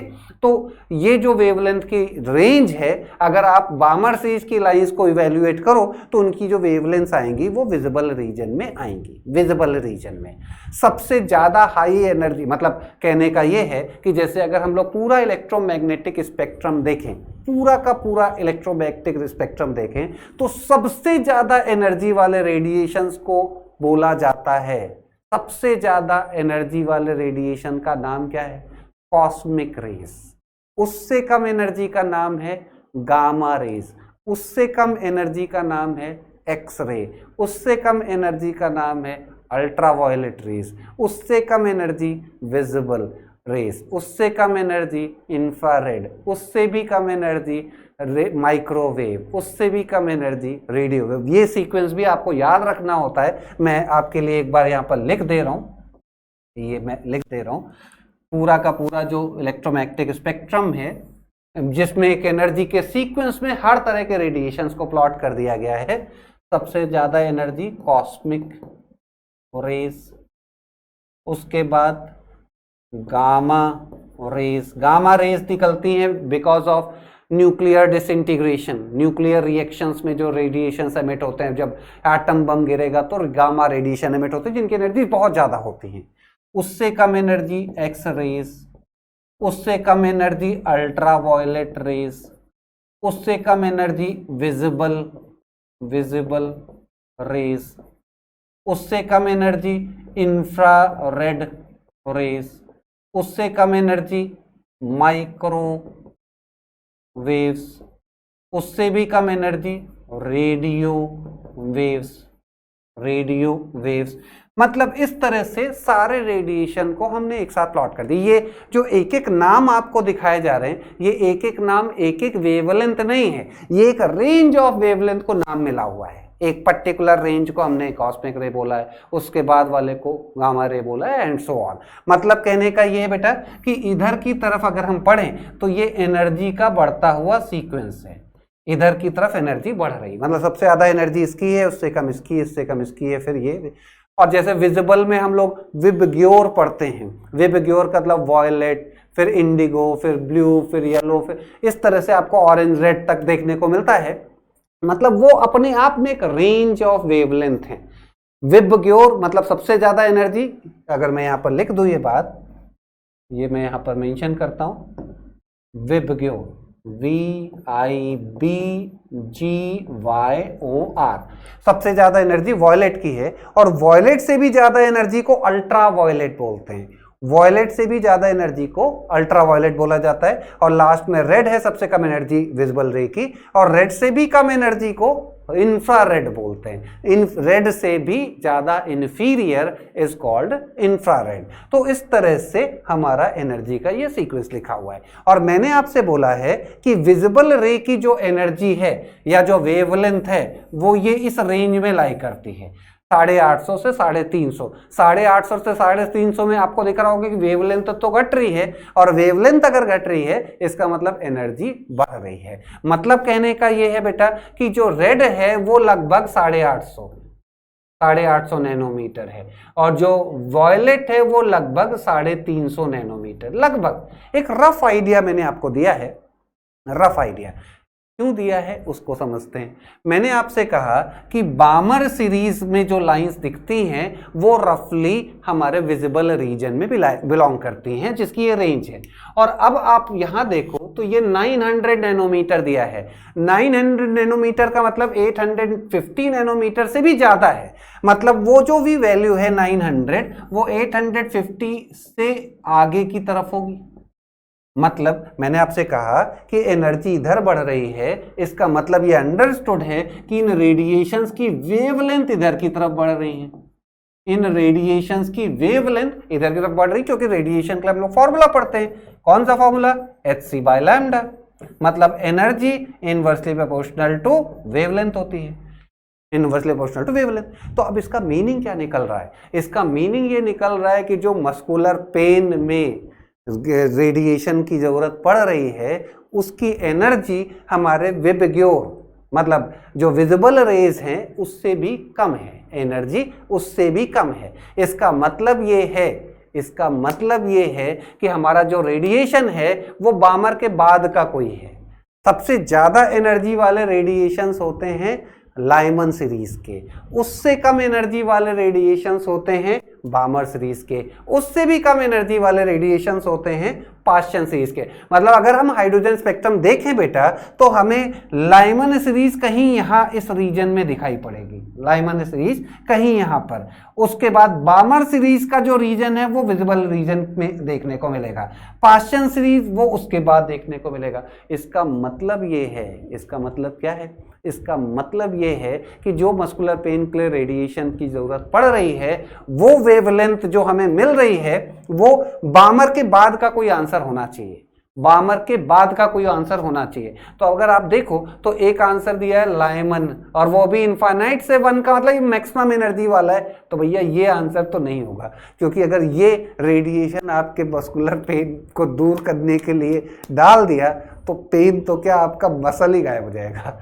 अगर यूवी रेस से आपको पता लगा कि मस्कुलर पेन दूर किया जा रहा है तो इतना ज़्यादा एनर्जी होगी कि वो पता नहीं आपका मसल क्या कर देगा, तो ये काम नहीं करना है। इसके बाद अगर आप बामर को देखो तो बामर भी आपका आंसर नहीं होगा, क्योंकि आपको पता है कि बामर सीरीज की जो रेडिएशंस हैं वो भी विजिबल रीजन में लाई करती हैं। इसका मतलब आपका जो पॉसिबल आंसर है वो ये हो सकता है या ये हो सकता है, पाश्चन सीरीज। तो इससे फायदा क्या हुआ? अगर इतनी बातें हमें पढ़ने के दौरान सीख रखी हैं हमने, तो इससे हम सारे ऑप्शन नहीं चेक करने पड़ेंगे, केवल पहले 2 ऑप्शन आप चेक कर लो, आपका काम हो जाएगा। पहले 2 ऑप्शन आप चेक कर लो, आपका काम हो जाएगा। और इस वाले ऑप्शन को चेक करना आपके लिए ज्यादा आसान है, इस वाले ऑप्शन को चेक करना आपके लिए ज्यादा आसान है, क्योंकि एक इनफाइनाइट है और दूसरा 3 है। होपफुली यही होगा, क्योंकि जो हमारी एनर्जी है वो विजिबल के पास में ही है, विजिबल के पास में 850 900 विजिबल के पास ही है। इसका मतलब है कि जो पाश्चन लाइन होंगी उसकी जो हाईएस्ट एनर्जी होगी वही विजिबल के पास आएगी, और वो हाईएस्ट एनर्जी इसी की होगी मोस्ट प्रोबेबली। आप इसको कैलकुलेट करके देख लो, मैं यहाँ पर फॉर्मूला यूज करता हूँ, RH is equal to 1/λ is equal to RH into Z का स्क्वेयर 1/N1 का स्क्वेयर माइनस 1/N2 का स्क्वेयर। तो यहाँ पर R की वैल्यू होती है 1.09 समथिंग इंटू 10⁻7 इंटू Z की वैल्यू 1, N1 की वैल्यू आप 3 पुट कर लो, और N2 की वैल्यू इनफाइनाइट है, तो जो कि ज्यादा वाली वैल्यू है। तो यहाँ से आपको लैम्डा की वैल्यू मिलेगी बेटा 9/1.09 इंटू 10⁻7, जिसको हम लिख सकते हैं 9 इंटू 10⁻⁻7 या 900 इंटू 10⁻�9 मीटर। भैया SI सिस्टम में सारी वैल्यू पुट की थी तो ये मीटर में आ गया, या इसी को आप कह सकते हो 900 नैनोमीटर। देखो आपका आंसर भैया है। तो ये फायदा होता है अगर हम बोहर मॉडल पढ़ते समय जो रिजल्ट सामने आते हैं, हमारे अंडरस्टैंडिंग बनाते समय जो रिजल्ट सब लोग सामने लाते हैं, उनमें से कुछ कुछ चीजों को याद रखें। उससे होगा क्या, जब क्वेश्चन हमारे सामने आएगा तो हमारे लिए सोचना आसान हो जाएगा। अदरवाइज तो फॉर्मूला आपने रटा ही है, शुरू हो जाओ एक तरफ से लगाना। एक ऑप्शन ये है कि आप एक तरफ से फॉर्मूला लगाना चालू कर दो, लेकिन वो उसके लिए नहीं है, क्योंकि एग्जाम में टाइम भी एक बड़ा कांस्टेंट होता है और हमें कम टाइम में ज़्यादा काम करना होता है। तो उसके लिए बेटर यही है कि कुछ कुछ बातें हम अपने दिमाग में सेट करके रखें, जिससे जब क्वेश्चन आए तो हम उन रेफरेंसेस को यूज़ कर लें और हमारा काम आसान हो। ठीक, तो ये हमारा क्वेश्चन था। तो इसका मतलब आपका जो आंसर है वो यही है, बॉम्बे ही आपका आंसर है। मुझे पहला भी नहीं चेक करना पड़ा, पहला मैंने केवल आलस की वजह से नहीं चेक किया। मैंने कहा यार दूसरा चेक करना थोड़ा आसान लग रहा है, उसी को देखते शायद काम चल जाए, और नहीं चलता तो फिर पहला चेक कर लेते। ठीक, तो ये जो भी बातें मैंने यहाँ पर आपको बताई हैं ये बहुत ही इंपॉर्टेंट है, कई तरह से क्वेश्चंस बनाने में यूज होती हैं, इसलिए हम लोग इन बातों को ध्यान में रखेंगे। अच्छा चलो अगले क्वेश्चन पर आ जाते हैं हम लोग। अगला क्वेश्चन हमारा क्या है? हाँ, इसमें कहा गया है the ratio of shortest wavelength. Shortest wavelength word का मतलब होता है हाईएस्ट एनर्जी। शॉर्टेस्ट वेवलेंथ का मतलब हाईएस्ट एनर्जी, क्योंकि energy inversely proportional to wavelength होती है। E is equal to H C by lambda अभी हम लोगों ने लिखा था। अगर वेवलेंथ कम होगी तो एनर्जी ज्यादा होगी। शॉर्टेस्ट वेवलेंथ मतलब हाईएस्ट एनर्जी। अब कहा जा रहा है ratio of shortest wavelength of to spectral series. Spectral series की बात हो रही है, of hydrogen spectrum is found to be 9। तो वो सीरीज कौन सी हो सकती हैं? तो अगेन फॉर्मूला अगर देखें तो 1 by lambda is equals to R H into 1 by z की वैल्यू 1 ले रहे हैं, n1 का स्क्वायर माइनस 1 बाय n2 का स्क्वायर। और फॉर शॉर्टेस्ट वेवलेंथ हमेशा के लिए आप लोग याद रख सकते हो, शॉर्टेस्ट वेवलेंथ तभी मिलेगी जब आपका n2 इनफाइनाइट होगा। एक पर्टिकुलर सीरीज के में मिलने वाले ट्रांजिशन की जो लाइन है उसकी शॉर्टेस्ट वेवलेंथ मतलब मैक्सिमम एनर्जी तभी मिलेगी जब n2 मैक्सिमम हो। n2 मैक्सिमम और n2 की वैल्यू मैक्सिमम इनफाइनाइट हो सकती है। तो इससे होगा क्या? देयरफॉर आपका फॉर्मूला बनेगा 1 by lambda is equal to R H by n का स्क्वायर। का मतलब यहां से आप कह सकते हो कि lambda is directly proportional to n1 का square. Lambda is directly proportional to n1 का स्क्वायर। ठीक, तो अब यहां से आप क्या कह सकते हो? यहां से कह सकते हो lambda 1 upon lambda 2 is equal to n1 upon n2। ये n1 अपॉन n2 की जगह n1 डैश लिखता हूं मैं का square. n1 upon n1 dash का स्क्वायर मतलब यहां पर दो अलग अलग सीरीज की वेवलेंथ को कंपेयर किया है। लैम्डा 1 लैम्डा 2 दो अलग अलग सीरीज की वेवलेंथ को लिखा है। अब आप चेक कर लो लाइमन और पास्चन। लाइमन के केस में n1 की वैल्यू होती है 1 और पास्चन के केस में n1 की वैल्यू होती है 3। Lyman, बामर, Paschen. ब्रैकेट में n1 की वैल्यू होती है 4, फुंड में n1 की वैल्यू होती है 5 एंड सो ऑन। अब यहां पर आपको क्या बोला है कि जो वेवलेंथ का रेशियो है वो है 9 है। इसका मतलब यहां से अगर सॉल्व करें तो लैम्डा 1 अपॉन लैम्डा 2 की वैल्यू आ रही है 3/1। लैम्डा 1 अपॉन लैम्डा 2 की वैल्यू आ रही है 3/1। इसका मतलब एक में आपका जो सॉरी लैम्डा 1 अपॉन लैम्डा 2 नहीं, n1 upon n2। n1 upon n2 की जो वैल्यू आ रही है वो आ रही है 3/1। n1 अपॉन n2 की जगह पर मैं इसको n1 डैश बोल दे रहा हूं, n1 डैश। तो इसका मतलब n1 और n1 डैश का जो रेशियो है वो 3 आ रहा है। तो n1 और n1 डैश का रेशियो 3 किस में आपको दिख रहा है?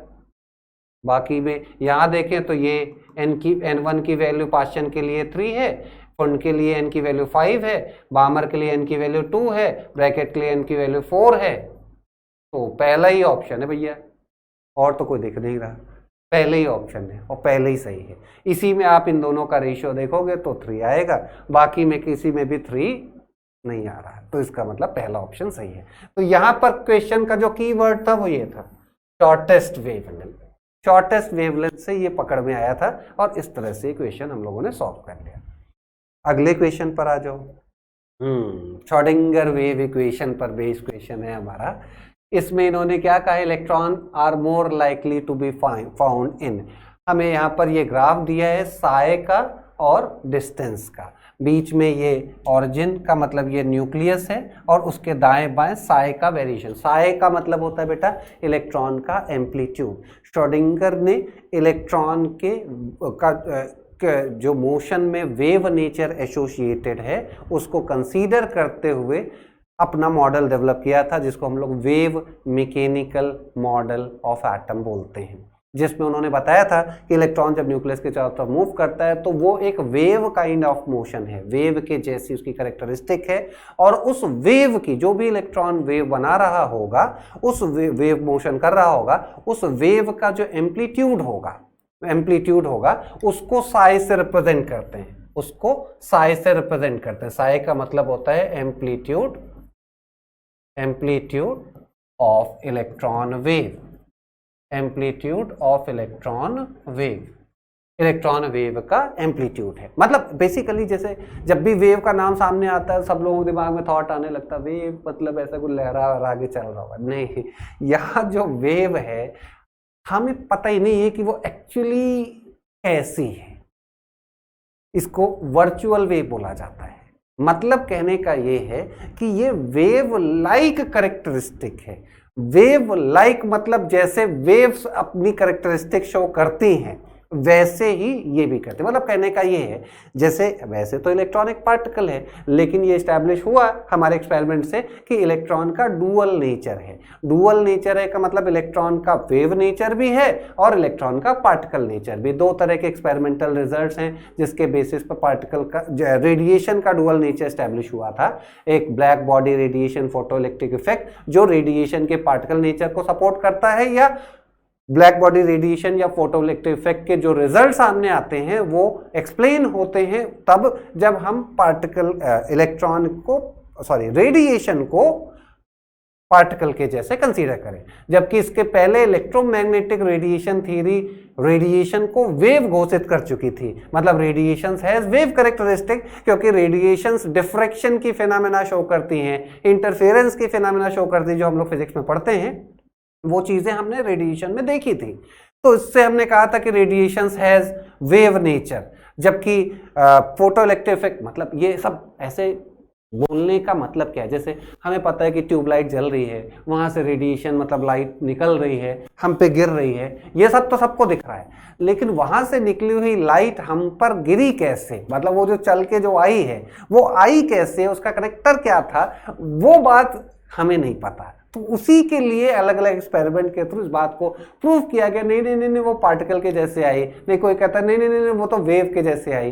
तो ये इससे अलग अलग एक्सपेरिमेंट के थ्रू ये बात स्टैब्लिश हुई थी कि रेडिएशन का डुअल नेचर है। और डी ब्रॉगली एक साइंटिस्ट पैदा हुए, महान साइंटिस्ट, उन्होंने कहा कि रेडिएशंस के जैसे ही पार्टिकल का नेचर भी होता है, क्योंकि डी ब्रॉगली से पहले आइंस्टीन ये एस्टैब्लिश कर चुके थे कि मैटर और एनर्जी में आपस में एक रिलेशन है, E = mc²। मतलब मैटर अगर डिसइंटीग्रेट हो जाए तो वो एनर्जी में कन्वर्ट हो जाता है। तो उसी बात को ध्यान में रखते हुए डी ब्रॉगली ने सोचा कि जब मैटर और एनर्जी एक दूसरे की कॉम्प्लीमेंट्री या सप्लीमेंट्री हैं तो इसका मतलब ये है कि जो रेडिएशन की कैरेक्टरिस्टिक है वैसे ही पार्टिकल की भी होती होगी और डुअल नेचर का कॉन्सेप्ट दिया। मतलब अगर कोई पार्टिकल मूविंग होगा तो उसके साथ वेव नेचर एसोसिएटेड होगा। और डी ब्रॉगली ने तो ये हाइपोथेसिस दी थी, मतलब उनके दिमाग में एक ख्याल आया था और वो ख्याल एक्सपेरिमेंट के थ्रू प्रूव भी हो गया। मतलब ये देखा गया कि इलेक्ट्रॉन्स भी, जो कि हम पार्टिकल मानते आए थे, वो इलेक्ट्रॉन भी डिफ्रैक्शन फेनोमेना शो कर रहा था। इलेक्ट्रॉन का डिफ्रैक्शन फेनोमेना शो करना इस बात का प्रूफ है कि इलेक्ट्रॉन में वेव नेचर है। बेसिकली वेव नेचर होना और वेव होना, इन दोनों में अंतर होता है। मतलब इसको आप एक ऐसे एग्जांपल से समझ सकते हो, जैसे मैं एक इंडिविजुअल हूँ, मेरा नाम आशुतोष गुप्ता है, मैं IIT रुड़की से BTech ग्रेजुएट हूँ, ये मेरी एक आइडेंटिटी है। अब मेरा एक बच्चा है, उसके लिए मैं एक फादर फिगर हूँ। मतलब उसके लिए जो मेरा नेचर है वो एक फादर के जैसा है। आप मेरे प्यारे बच्चे हो जिनको मैं पढ़ा रहा हूँ, तो आपके साथ जो मेरा रिलेशन है वो एज अ टीचर है, आपके टीचर के जैसा है। तो अब बात आती है कि मेरा नेचर आपके लिए टीचर के जैसा है, बच्चे के लिए मेरा नेचर फादर के जैसा है। तो फिर मैं क्या हूँ, टीचर हूँ या फादर हूँ? मैं क्या हूँ, टीचर हूँ या फादर हूँ? तो बेसिकली मैं तो आशुतोष गुप्ता हूँ, BTech IIT रुड़की, मैं तो ये हूँ। बेसिकली ये मेरा नेचर है। मतलब अलग अलग सिचुएशन में मैं अलग अलग तरह से बिहेव करता हूँ। तो सिमिलर कहानी इलेक्ट्रॉन की भी है कि इलेक्ट्रॉन इलेक्ट्रॉन है, वो उसका बिहेवियर है, इलेक्ट्रॉन का बिहेवियर है। कभी वो रेडिएशन और कभी वो वेव के जैसा वेव करती वैसा वो बिहेव करता है, कभी वो पार्टिकल के जैसा बिहेव करता है, जैसे पार्टिकल्स बिहेव करते हैं वैसे वो बिहेव करता है। तो ये नेचर है, इसके लिए उसे वेव होना जरूरी नहीं है। तो अब यहाँ पर बात आती है कि अगर कोई इलेक्ट्रॉन में वेव नेचर है तो इसका मतलब वो वेव कैसी है, इस बात में सोचने की जरूरत नहीं है कि वो वेव के जैसा है। कैसी वेव है इसके बारे में सोचने की जरूरत नहीं, क्योंकि वो हम सोच ही नहीं सकते। क्योंकि फिर अगर आपने सोचा तो हाइजेनबर्ग बाहर निकल आएंगे अपनी कब्र से, कहेंगे है मैंने कहा था, मैंने क्या कहा था कि कभी भी किसी भी पार्टिकल का, मूविंग पार्टिकल है तो उसका पाथ नहीं ट्रेस कर सकते, तुम कैसे वेव बना रहे हो, दिखा रहे हो देखो ऐसे इलेक्ट्रॉन लहरा के चल रहा है। तो ऐसी बातें करना अपराध है, नहीं की जा सकती। बस खुश रहो कि हाँ नहीं नहीं वेव नेचर है, वेव नेचर है, ऐसे बस खुश रहना है कि वेव नेचर है। और श्रोडिंगर भी उसी उसमें रहे कि उन्होंने ये नहीं सोचा कि एक्चुअली वेव कैसी है, उन्होंने बस वेव नेचर कंसीडर किया और उसके हिसाब से लंबी चौड़ी गणित से उन्होंने अपनी एक इक्वेशन बताई कि वो इलेक्ट्रॉन जिस तरह की भी वेव बनाता होगा उसके एम्पलीट्यूड का ये फॉर्मूला है, और उस एम्पलीट्यूड का अगर स्क्वायर करें, साई हमारा एम्पलीट्यूड ऑफ इलेक्ट्रॉन वेव है, इसका कोई फिजिकल सिग्निफिकेंस नहीं होता, लेकिन अगर इसका स्क्वायर कर दें तो साई का स्क्वायर रिप्रेजेंट करता है बेटा probability density, probability density of finding electron. Electron के पाए जाने की प्रोबेबिलिटी डेंसिटी को ये एक्सप्रेस करता है। जहां साई स्क्वायर की वैल्यू ज्यादा होगी वहां इलेक्ट्रॉन के पाए जाने की प्रोबेबिलिटी डेंसिटी ज्यादा होगी, जहां साई कम होगा वहां साई स्क्वायर कम होगा, तो जहां प्रोबेबिलिटी डेंसिटी कम होगी। तो उसी पर बेस्ड ये क्वेश्चन बना था, हमसे पूछा गया था कि किस रीजन में पाया जाएगा। तो अगर आप देखो तो यहां पॉइंट ए पर साई और पॉइंट सी पर साई मैक्सिमम वैल्यू है, हालांकि ये पॉजिटिव है ये नेगेटिव है, लेकिन ये एम्पलीट्यूड की वैल्यू है। और अगर स्क्वायर कर दिया जाए, तो ये दोनों ही ग्राफ, मतलब दोनों ही साइड में जो अभी आपको नेगेटिव दिख रहा है ये आपको पॉजिटिव दिखाई पड़ने लग जाएगा, ये आपको पॉजिटिव दिखाई पड़ने लग जाएगा, समथिंग लाइक दैट। जो नेगेटिव था वो भी पॉजिटिव दिखाई पड़ने लग गया। ये साई स्क्वायर का ग्राफ है, ये बेटा साई स्क्वायर का ग्राफ है। इसका मतलब ये है कि जहां जहां साई स्क्वायर आपको मैक्सिमा दिख रहा है वहीं वहीं पर इलेक्ट्रॉन के पाए जाने की प्रोबेबिलिटी डेंसिटी ज्यादा होगी। तो आपसे यही बात पूछा गया है कि कहां पर ज्यादा होगी, मतलब जहां प्रोबेबिलिटी डेंसिटी ज्यादा होगी तो इसका मतलब है कि मोस्ट प्रोबेबली इलेक्ट्रॉन वहीं पर होगा। मतलब हाइजेनबर्ग अनसर्टेनिटी प्रिंसिपल के आ जाने के बाद हम कभी भी गारंटी नहीं लेते कि इलेक्ट्रॉन वहीं होगा, बस हम ये ऐसे बातें करते हैं कि मोस्ट प्रोबेबली वहीं होगा या वहां होगा। मतलब 100% गारंटी नहीं है कि वहीं होगा, लेकिन बस केवल हम इस तरह की कैलकुलेशन कर लेते हैं कि कहां पर होने की प्रोबेबिलिटी ज्यादा है कहां पर कम है, तो उसके बेसिस पर इलेक्ट्रॉन के जहां पाए जाने की प्रोबेबिलिटी ज्यादा है वहां प्रोबेबिलिटी डेंसिटी उसकी ज्यादा होगी, इसका मीनिंग है। तो इसका मतलब इसका जो करेक्ट आंसर है वो आगरा ही है, Agra is the correct answer, ये इसका मीनिंग है। साई इलेक्ट्रॉन का एम्पलीट्यूड, उसका स्क्वायर इलेक्ट्रॉन के पाए जाने की प्रोबेबिलिटी डेंसिटी को एक्सप्रेस करता है, और जहां वो डेंसिटी ज्यादा होगी मोस्ट लाइकली इलेक्ट्रॉन वहीं पर पाया जाएगा। ठीक है, इसी टाइप के कुछ और क्वेश्चन भी हैं, उस पर आते हैं। जैसे ये क्वेश्चन दिया था और हमसे ये पूछा गया था कि ये किस ऑर्बिटल का ग्राफ है, ये किस ऑर्बिटल का ग्राफ है। तो और साई स्क्वायर का ग्राफ दिया हुआ था, साई स्क्वायर का। तो एक तो जैसे हर ऑर्बिटल, हम लोग ऑर्बिटल्स पढ़ते हैं, 1s orbital, 2s orbital, 2p orbital, 3s orbital, 3p orbital, 4s orbital, ये सारे ऑर्बिटल्स बेसिकली ऑर्बिटल्स हैं क्या? तो ऑर्बिटल की डेफिनेशन होती है न्यूक्लियस के बाहर वो रीजन्स जहां इलेक्ट्रॉन के पाए जाने की प्रोबेबिलिटी ज्यादा है। The region around the nucleus, जहां इलेक्ट्रॉन के पाए जाने की प्रोबेबिलिटी ज्यादा है, उसको हम ऑर्बिटल के नाम से जानते हैं। अब डिपेंडिंग अपॉन कि हमारे इलेक्ट्रॉन की एनर्जी कितनी है, उस हिसाब से वो अलग अलग डिफाइंड रीजन, डिफाइंड तो नहीं बोलना चाहिए, अलग अलग, क्योंकि यहाँ कुछ भी डिफाइंड है ही नहीं, इसलिए डिफाइंड नहीं बोलना चाहिए। अलग अलग रीजन में उसके पाए जाने की प्रोबेबिलिटी ज़्यादा होती है, जिसको हम अलग अलग ऑर्बिटल के नाम से जानते हैं। जैसे 1s orbital, 2s orbital, 2p orbital, 3s orbital, 3p orbital. Basically ये ऑर्बिटल अलग अलग रीजन्स हैं डिपेंडिंग अपॉन इलेक्ट्रॉन की एनर्जी क्या है। बेसिकली श्रोडिंगर ने इलेक्ट्रॉन के लिए एक वेव इक्वेशन दी थी, that was a differential equation, एक डिफरेंशियल इक्वेशन दी थी, और उस डिफरेंशियल इक्वेशन को जब अलग अलग एनर्जी के लिए सॉल्व किया जाता है तो तो अलग अलग एनर्जी के कोरेस्पॉन्डिंग साए के अलग अलग इक्वेशंस बनती हैं।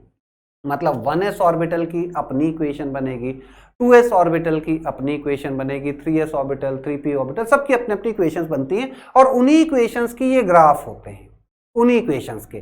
तो या तो आपको वो इक्वेशंस पता हो तो आप ग्राफ बता दोगे। मतलब जो इक्वेशंस बनती हैं, साए की जो इक्वेशंस बनती हैं वो इक्वेशन कुछ इस तरह की होती है, साए आर थीटा फाई, जिसका रिजल्ट कुछ ऐसा देखने को मिलता है, साए आर इंटू साए थीटा फाई। इसको बोला जाता है रेडियल पार्ट, रेडियल पार्ट इसको बोलते हैं बेटा, और इसको बोलते हैं एंगुलर पार्ट, एंगुलर पार्ट इसको बोलते हैं angular part. Basically radial part, जैसे हम लोग प्रिंसिपल क्वांटम नंबर पढ़ते हैं, प्रिंसिपल क्वांटम नंबर ये रेडियल पार्ट से ही डिफाइंड है। दूसरा नाम एजीमुथल क्वांटम नंबर पढ़ते हैं। जैसे रेडियल पार्ट हमारे ऑर्बिटल का साइज डिफाइन करता है, प्रिंसिपल क्वांटम नंबर से वो डिसाइड होता है। एजीमुथल क्वांटम नंबर हमारे ऑर्बिटल का शेप डिफाइन करता है। शेप डिफाइन करता है का मतलब ये दोनों पार्ट्स, रेडियल और एंगुलर पार्ट, दोनों मिल करके ऑर्बिटल का शेप डिफाइन करते हैं। और मैग्नेटिक क्वांटम नंबर मतलब ऑर्बिटल का ओरिएंटेशन, हमारा ऑर्बिटल एक्स एक्सिस के अलोंग होगा या वाई एक्सिस के अलोंग होगा या जेड एक्सिस के अलोंग होगा, वो किस डायरेक्शन में होगा वो हमारे एंगुलर पार्ट से डिसाइड होता है। तो हर ऑर्बिटल की जो इक्वेशंस होती है वो कुछ इस तरह की हैं।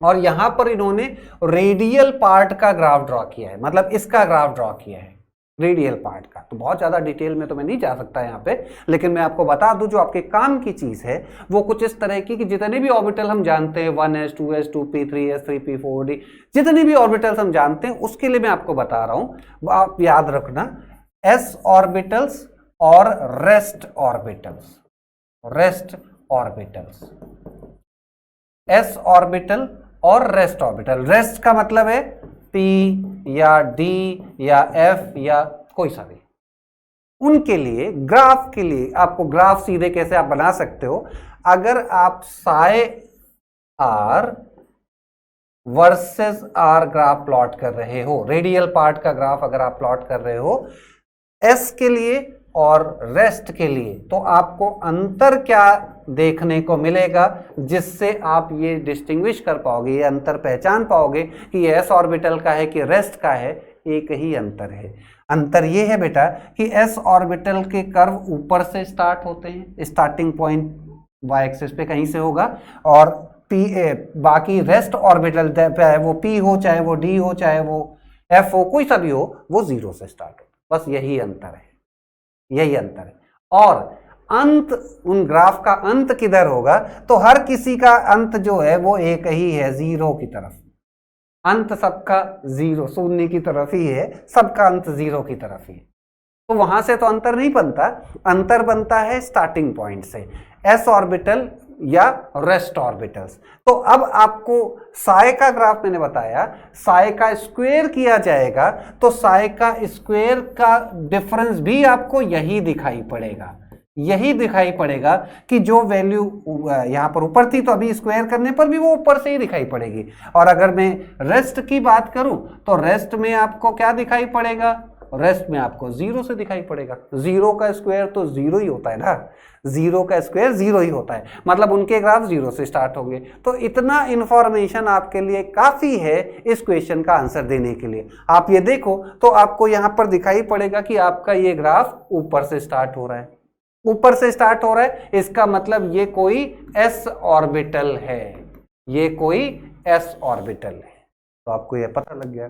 अब ये 1s हो सकता है या 2s हो सकता है या 3s हो सकता है, 4s हो सकता है, 5s हो सकता है। इसमें ही आप देख लो तो तीन ऑप्शन एस के हैं, मतलब इतना तो वो समझ रहे थे कि इतना तो आप सब पहचान जाएंगे कि एस ऑर्बिटल का है, लेकिन ये कैसे बताए कि वो 1s का है या 2s का है या 3s का है, तो उसका भी एक तोड़ है।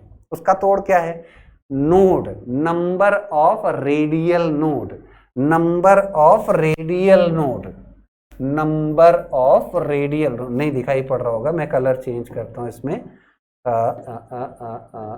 एक second, number of radial node से हम ये डिफरेंस मेंटेन कर पाते हैं। नंबर ऑफ रेडियल नोड का फॉर्मूला होता है बेटा n माइनस एल माइनस 1, जहां n का मतलब प्रिंसिपल क्वांटम नंबर, l का मतलब एजिमुथल क्वांटम नंबर। और नोड के बेसिस पर, रेडियल नोड का मतलब क्या होता है? रेडियल नोड का मतलब होता है न्यूक्लियस से r डिस्टेंस पर एक स्फीरिकल सरफेस क्रिएट होगा जहां इलेक्ट्रॉन के पाए जाने की प्रोबेबिलिटी 0 होगी, उसको हम रेडियल नोड या स्फीरिकल नोड बोलते हैं। न्यूक्लियस से r डिस्टेंस पर एक सरफेस क्रिएट होगा जिस पर इलेक्ट्रॉन के पाए जाने की प्रोबेबिलिटी 0 होगी, जिसको हम रेडियल नोड के नाम से जानते हैं। और वो सरफेस वहां क्रिएट होगा, उस r के डिस्टेंस पर क्रिएट होगा जहां पर ये radial part specially radial part वाला जो फंक्शन है बेटा वो 0 हो जाए। अगर फंक्शन 0 हो गया, r की एक वैल्यू के लिए फंक्शन अगर 0 हो जाए तो वो पूरी वैल्यू को 0 कर देगा और उसका स्क्वायर भी 0 होगा, उसी को हम रेडियल नोड बोलते हैं। और वो कितने रेडियल नोड होंगे उसका ये फॉर्मूला है।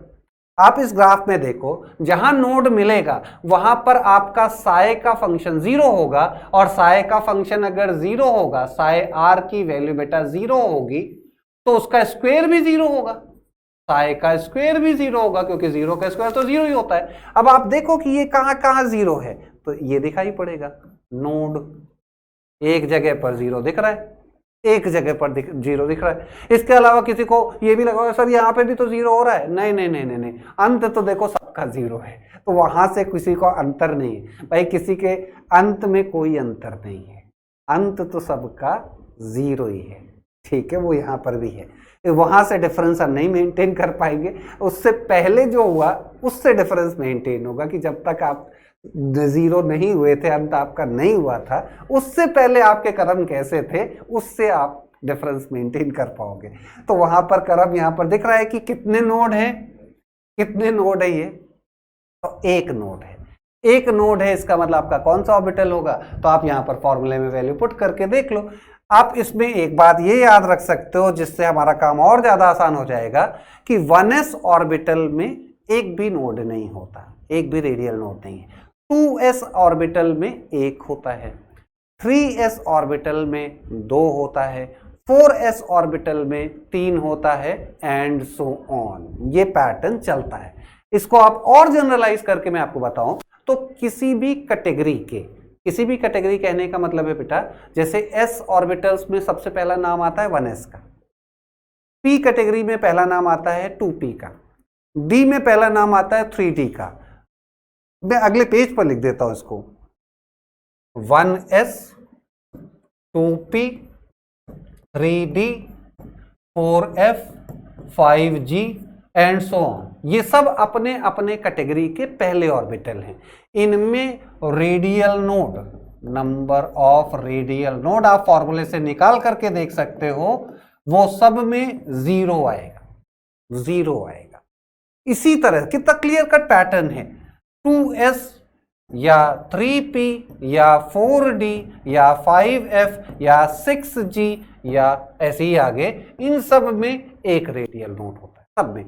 अपनी कैटेगरी के दूसरे ऑर्बिटल्स में एक रेडियल नोड होगा। ऐसे ही 3s, 4p, 5d, 6f, 7g, इन सब में 2 रेडियल नोड होंगे। ऐसे ही आगे भी ये पैटर्न फॉलो होता है। तो अगर हम पैटर्न को पकड़ लें तो हमारा काम अच्छे से चल जाता है। तो हमें पैटर्न को ही पकड़ना होता है, और ये वो पैटर्न है जिसको हम ध्यान में रखेंगे। तो अब हमें क्या पता लग गया, अपने क्वेश्चन पर वापस आए तो एक रेडियल नोड है। अब s ऑर्बिटल ये पता लग गया था, और एक रेडियल नोड है, इसका मतलब 1s नहीं है। कौन सा है फिर आंसर हमारा? 2s। हमारा आंसर है 2s। तो इसका करेक्ट आंसर हुआ बेटा 10। ये सारी बातें हम लोगों को ध्यान रखना है। श्रोडिंगर वाले पार्ट में जो बात मैं बता रहा हूं आपको, खाली अगर आपने इतना सुन लिया, आपके सारे क्वेश्चन हो जाए, क्योंकि पूछा ही यही जाता है। क्योंकि अदरवाइज जो चीजें वहां पर हैं दिखने में निहायत ही कॉम्प्लिकेटेड सी लगती हैं, लेकिन उन डिटेल्स में हमको जाना ही नहीं है, हमको नहीं जाना। हमको जहां जाना है वो पार्ट हमारे लिए बहुत आसान है, तो हम उस आसान पार्ट पर फोकस रहें, हमारे सारे क्वेश्चन सॉल्व हो जाएंगे, खट से होते हैं। मतलब अगर आप पैटर्न को ध्यान में रख रहे हो, आपके सारे क्वेश्चन सॉल्व हो जाएंगे। ठीक, अभी आगे भी दिखाता हूं मैं, और भी होंगे शायद क्वेश्चन इसमें। ये तो डी ब्रॉगली से रिलेटेड है, चलो इसकी बात कर लेते हैं। डी ब्रॉगली भैया क्या कह रहे हैं, if the de Broglie wavelength of electron in nth Bohr orbit in hydrogen atom is this much, then the value of n by z क्या होगा। मतलब अगर कोई बोहर ऑर्बिट की बात कर रहे हैं, कहने का मतलब ये है कि हमारा इलेक्ट्रॉन किसी एक nth ऑर्बिट में है, nth ऑर्बिट में है, और उस ऑर्बिट में जब इलेक्ट्रॉन मूव कर रहा है तो उसकी वेवलेंथ की बात हो रही है। क्यों हो रही है? क्योंकि इलेक्ट्रॉन, डी ब्रॉगली ने बात कही है कि कोई भी पार्टिकल अगर मूव करेगा तो उसके साथ वेव नेचर एसोसिएटेड होगी। और डी ब्रॉगली ने ये भी बात बताई कि बोहर मॉडल में कुछ ड्रॉबैक सामने आए थे। बोहर मॉडल में एक ड्रॉबैक ये सामने आया था कि उन्होंने ये बताया था बोहर मॉडल में कि एंगुलर मोमेंटम क्वांटाइज्ड है और किसी भी इलेक्ट्रॉन का एंगुलर मोमेंटम nh/2 पाई के बराबर होता है। अब ये बात बोहर ने प्रूफ नहीं करी थी कि ऐसा क्यों होता है, ये डी ब्रॉगली ने करी थी। डी ब्रॉगली ने ये बताया था कि इलेक्ट्रॉन जब मूव करता होगा किसी भी एटम में तो वो इस तरह से वेव बनाता होगा, इस तरह से जब वो मूव करता होगा तो वो इस तरह से मूव करेगा, समथिंग लाइक दैट। मतलब ये इसको एग्जैक्ट डायग्राम आप मत समझने लगना कि अरे मैंने तो दिखा दिया, अभी हाइजेनबर्ग से जाके मेरी शिकायत करना चालू कर दो कि अरे वो आपने तो कहा था कि पाथ रिट्रेस कर सकते हो, सर ने तो पाथ ट्रेस करके दिखा दी। मेरा कहने का वो बिल्कुल मतलब नहीं है, हाइजेनबर्ग को परेशान मत करना। यहाँ पर जो डायग्राम दिखाया गया that is something like wave, मतलब वेव के जैसा होगा और उस वेव की कुछ वेवलेंथ होगी। और डी ब्रॉगली ने ये कहा कि जब भी इलेक्ट्रॉन किसी ऑर्बिट में मूव करता है तो वो वेव के जैसा मूव करता है और वेव की अपनी कुछ वेवलेंथ होती है। वेवलेंथ होती है का मतलब क्या है?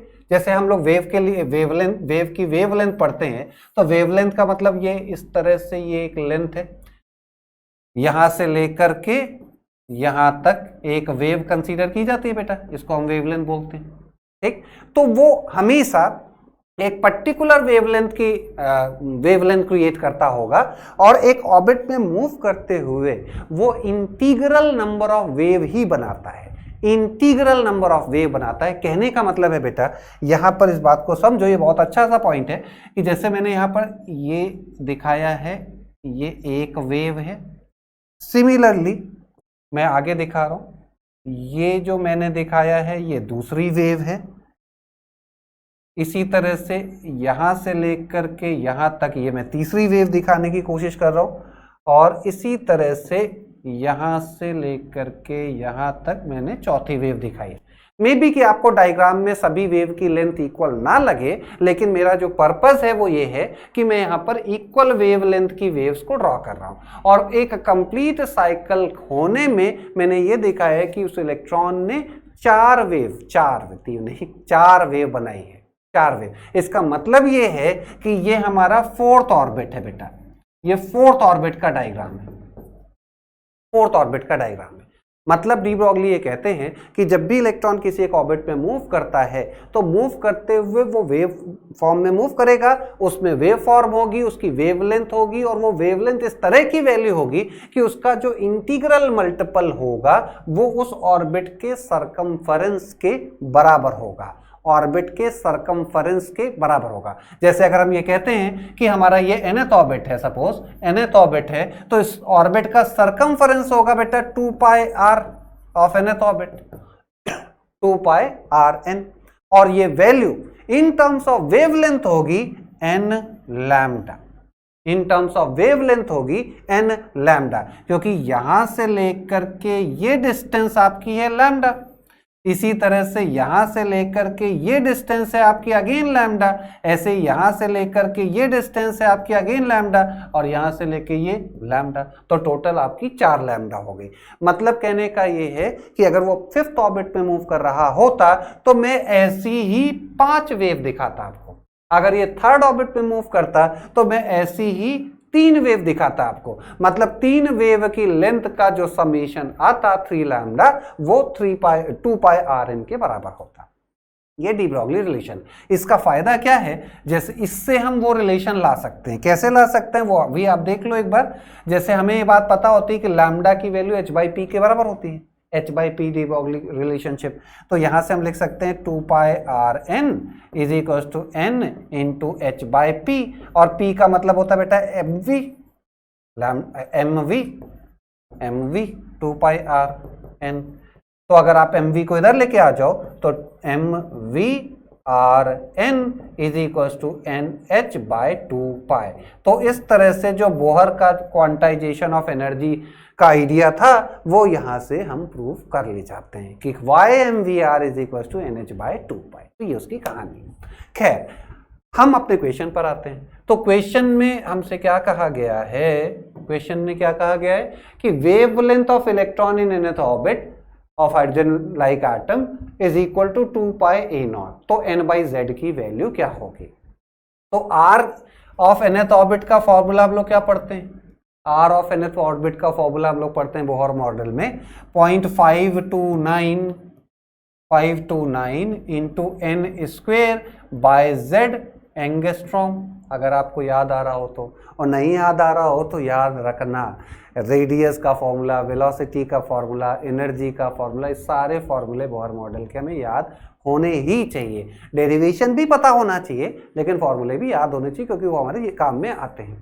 अब इन्होंने कहा है कि a naught is Bohr radius. Bohr radius का मतलब फर्स्ट ऑर्बिट की रेडियस होती है। मतलब ये जो 0.529 मैंने यहाँ लिखा है इसको इन्होंने ए नॉट पता है, उसी को फर्स्ट ऑर्बिट की रेडियस 0.529 होती है जिसको ए नॉट के टर्म में लिखा है। तो अगर मैं इसकी वैल्यू को यहाँ पर पुट करूँ तो ये आएगा बेटा 2 pi into a naught into N square by Z is equals to N lambda, N into lambda, और लैम्डा की वैल्यू आपको बताई गई है 1.5 pi into a naught, 1.5 pi into a naught. तो अब आप देखो यहाँ पे तो आपका ए नॉट कट गया, पाई भी कट गया, और क्या कट गया, एक एन भी कट गया, और बचा क्या, N by Z is equal to 1.5 by 2 का मतलब 0.75। तो ये आपका आंसर आ गया बॉम्बे। अगर ये रिलेशन हमें पता है तो कितना आसानी से सॉल्व हो गया। ठीक है, तो ये बात हम लोगों को अच्छे से ध्यान में रखनी है। इसको और भी तरह से क्वेश्चंस में यूज कराया गया है।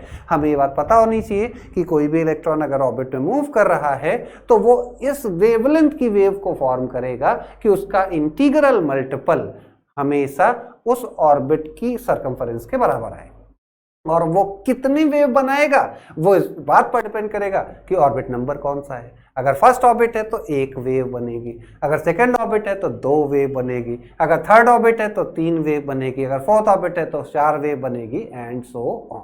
ये बात हमें ध्यान में रखनी है। चलो अगले क्वेश्चन पर आ जाओ। अगला क्वेश्चन क्या है? अगले क्वेश्चन में कहा गया है कि एक stream of electron from a heated filament pass between 2 charged plate. मतलब ये 2 चार्ज्ड प्लेट है, मे बी कि एक पॉजिटिवली चार्ज्ड है एक निगेटिवली चार्ज्ड है। हमने किसी वोल्टेज से इसको कनेक्ट किया होगा मे बी, जिसकी वजह से चार्ज्ड है और V वोल्ट लगाया गया है ऐसा बोला जा रहा है। ESU का मतलब इलेक्ट्रोस्टैटिक यूनिट, वो V वोल्ट है। और कहा जा रहा है if E and M are charge and mass of electron then the value of H by lambda, then lambda is wavelength associated with electron. कहा जा रहा है कि अगर यहां पर कोई हमारा इलेक्ट्रॉन है जिस पर ये V वोल्ट अप्लाई कर दिया गया, तो इस V वोल्ट की वजह से अगर किसी भी चार्ज पार्टिकल पर बेटा कोई पोटेंशियल अप्लाई कर दें तो उसकी वजह से उस चार्ज पार्टिकल को एक काइनेटिक एनर्जी गेन होती है। क्यों होती है? उसका रीजन है, अगर ये निगेटिवली चार्ज्ड है तो ये पॉजिटिव प्लेट की तरफ अट्रैक्ट होगा, निगेटिव प्लेट से रिपेल होगा। निगेटिव प्लेट उसको धक्का देगी, पॉजिटिव प्लेट उसको अपनी तरफ खींचेगी, उसकी वजह से वो काइनेटिक एनर्जी गेन करेगा। और वो काइनेटिक एनर्जी कितनी गेन करेगा उसका फॉर्मूला आप इलेक्ट्रोस्टैटिक्स में पढ़ते होंगे, that is Q into V, that is Q into V। तो वो एनर्जाइज होगा जिसकी वजह से ये एनर्जी उसको मिलेगी। अब अगर उसकी एनर्जी ये है, मतलब काइनेटिक एनर्जी कुछ है, इसका मतलब वो मूव करेगा, और अगर वो मूव करेगा तो उसके मोशन के साथ वेवलेंथ भी होगी। वो वेवलेंथ कितनी होगी वो हमें इसी टर्म में पूछा जा रहा है। तो अगर हम इलेक्ट्रॉन की बात कर रहे हैं तो इलेक्ट्रॉन का चार्ज है E और उस पर वोल्टेज अप्लाइड है V, तो काइनेटिक एनर्जी जिसका फॉर्मूला होता है 12 mv², वो इतनी होगी। Kinetic energy. और वेवलेंथ निकालने के लिए हमें डी ब्रॉगली रिलेशन यूज करना पड़ेगा। डी ब्रॉगली रिलेशन में हमें पता होता है lambda is equal to H by P. मतलब अगर हमें मोमेंटम पता लग जाए तो हमारा काम हो जाएगा। हमें तो काइनेटिक एनर्जी पता है, तो काइनेटिक एनर्जी और मोमेंटम का आपस में रिलेशन है, नहीं है तो हम बना लेंगे। कैसे बना लेंगे? यहाँ पर आप m से मल्टीप्लाई कर दो, यहाँ भी कर दो, कोई फर्क नहीं पड़ता। इधर हो गया m स्क्वेयर v स्क्वेयर का मतलब p square by 2 is equal to m e v। तो p की वैल्यू यहाँ से आ गई 2 under root of 2 m e v। आ गया आपका मोमेंटम। और अगर मोमेंटम आ गया तो यहाँ से लैम्डा की वैल्यू यहाँ पर आप p की जगह पर रख दो, ये आ गया under root of 2 m into E into V. आपसे पूछा है h बाई लैम्डा, तो h बाई लैम्डा बताना है तो h बाई लैम्डा, लैम्डा को नीचे ले आओ, इसको इधर लेके आ जाओ, तो आपका आंसर आ गया root of 2m into E into V. मतलब आपका जो करेक्ट आंसर है वो है कैलकाटा। हो गया, ठीक। ये बात आपको ध्यान में रखनी है। उम्मीद है कि आपको पता ही होगी, इलेक्ट्रोस्टैट में भी हम लोग ये सब पढ़ते ही हैं, यहाँ पर भी वही है। अच्छा, अगले क्वेश्चन पर आ जाओ। अगला क्वेश्चन क्या है? Again photo electric effect. इस पे कैलकुलेशन थोड़ी गंदी टाइप की है, कराई गई है और आजकल कराई जा रही है, तो हमें तैयार रहना है कैलकुलेशन के लिए। हाँ, मुझसे पिछले वाले वीडियो में कैलकुलेशन एरर हुई थी। मेरी कैलकुलेशन का भी एरर हो जाए तो उसमें ज़्यादा बॉदर करने की जरूरत नहीं, हो जाता है, इतना सारा बोलना होता है तो कभी कभी तो हमारा वैसे भी हमारा दिमाग थोड़ा कम ही होता है, तो कैलकुलेशन एरर होती रहती है, तो इसलिए उसको ज़्यादा माइंड करने की ज़रूरत नहीं है। आप तो ये देखो कि उसके अलावा जो कॉन्सेप्ट आपको बताया जा रहा है वो कैसे। बाकी तो आप लोग खुद ही इतने इंटेलिजेंट हो कि कैलकुलेशन खुद ही कर लेते हो, तो मुझसे छोटी मोटी एरर हो जाए तो सॉरी फॉर दैट। क्या कहा गया है? What is the work function of metal if the light of wavelength this much generate photo electron of velocity this much। मतलब ये क्वेश्चन कुछ भी नहीं है, केवल और केवल आपसे कैलकुलेशन कराने के लिए बनाया गया। आपके पास फॉर्मूला होता है kinetic energy of ejected electron is equals to H nu, मतलब energy of radiation minus work function, ये फॉर्मूला है। हाँ, एक बात ध्यान रखना कि इस फॉर्मूले को यूज करते समय हमेशा हम एक इलेक्ट्रॉन की काइनेटिक एनर्जी की बात करते हैं, उसके लिए यहाँ पर एक फोटॉन की एनर्जी रखी जाती है, एक फोटॉन की एनर्जी रखी जाती है, और यहाँ पर भी वर्क फंक्शन पर एटम ही रखा जाता है। वर्क फंक्शन पर एटम मतलब एक फोटॉन एक एटम से इंटरेक्ट करके एक इलेक्ट्रॉन को इजेक्ट कराता है। तो ये 1-1-1 का सिस्टम है, इसको हमें ध्यान में रखना होता है। अच्छा, हमसे कहा गया है कि वर्क फंक्शन बताओ, तो वर्क फंक्शन के टर्म में अगर लिखें तो W is equals to H nu minus kinetic energy, ऐसे लिखा जाएगा। हमें वेवलेंथ दी गई है तो हम इसको लिख सकते हैं H C by lambda minus of kinetic energy की जगह half M V square, kinetic energy की जगह हाफ एम वी स्क्वेयर, ऐसे लिख देंगे। और उसके बाद कुछ नहीं, उसके बाद अब आपको वैल्यूज तो पुट करनी ही पड़ेगी। अच्छा, एक बात मैं और बता दूं, यहाँ पर आंसर हमें इलेक्ट्रॉन वोल्ट में पूछा गया है, इलेक्ट्रॉन वोल्ट में आंसर पूछा गया है। तो इसका और हमें जो डेटा दिया गया है वो सब एसआई सिस्टम के डेटा है, स्पेशली वेलोसिटी और सारी बातें एसआई सिस्टम के लिए है। तो इट इज बेटर कि आप एसआई सिस्टम में वैल्यू पुट करो। या एक काम आप और कर सकते हो चीज़ों को थोड़ा आसान बनाने के लिए, जैसे हमने रेडिएशन का फॉर्मूला पढ़ा है E is equals to H C by lambda. आप एक रिजल्ट याद रखो, एच सी की वैल्यू रफली 1240 electron volt nanometre. H C की वैल्यू, एच और सी का जो मल्टीप्लिकेशन है, दोनों कांस्टेंट वैल्यूज हैं और इनका मल्टीप्लिकेशन इस यूनिट में 1240 के आसपास आता है। और यहां पर लैम्डा को आप नैनोमीटर में पुट कर दो, नैनोमीटर में पुट कर दो, तो आपकी जो एनर्जी है वो इलेक्ट्रॉन वोल्ट में आ जाएगी, इलेक्ट्रॉन वोल्ट में आ जाएगी। ये मैं बोल क्यों रहा हूं, अगर हम लोग किसी तरह से इसको इलेक्ट्रॉन वोल्ट में लिख दें और इसको भी इलेक्ट्रॉन वोल्ट में ही लिख दें तो हमारा काम हो जाएगा, आसानी से हो जाएगा। अब कैसे, मैं आपको दिखा देता हूं।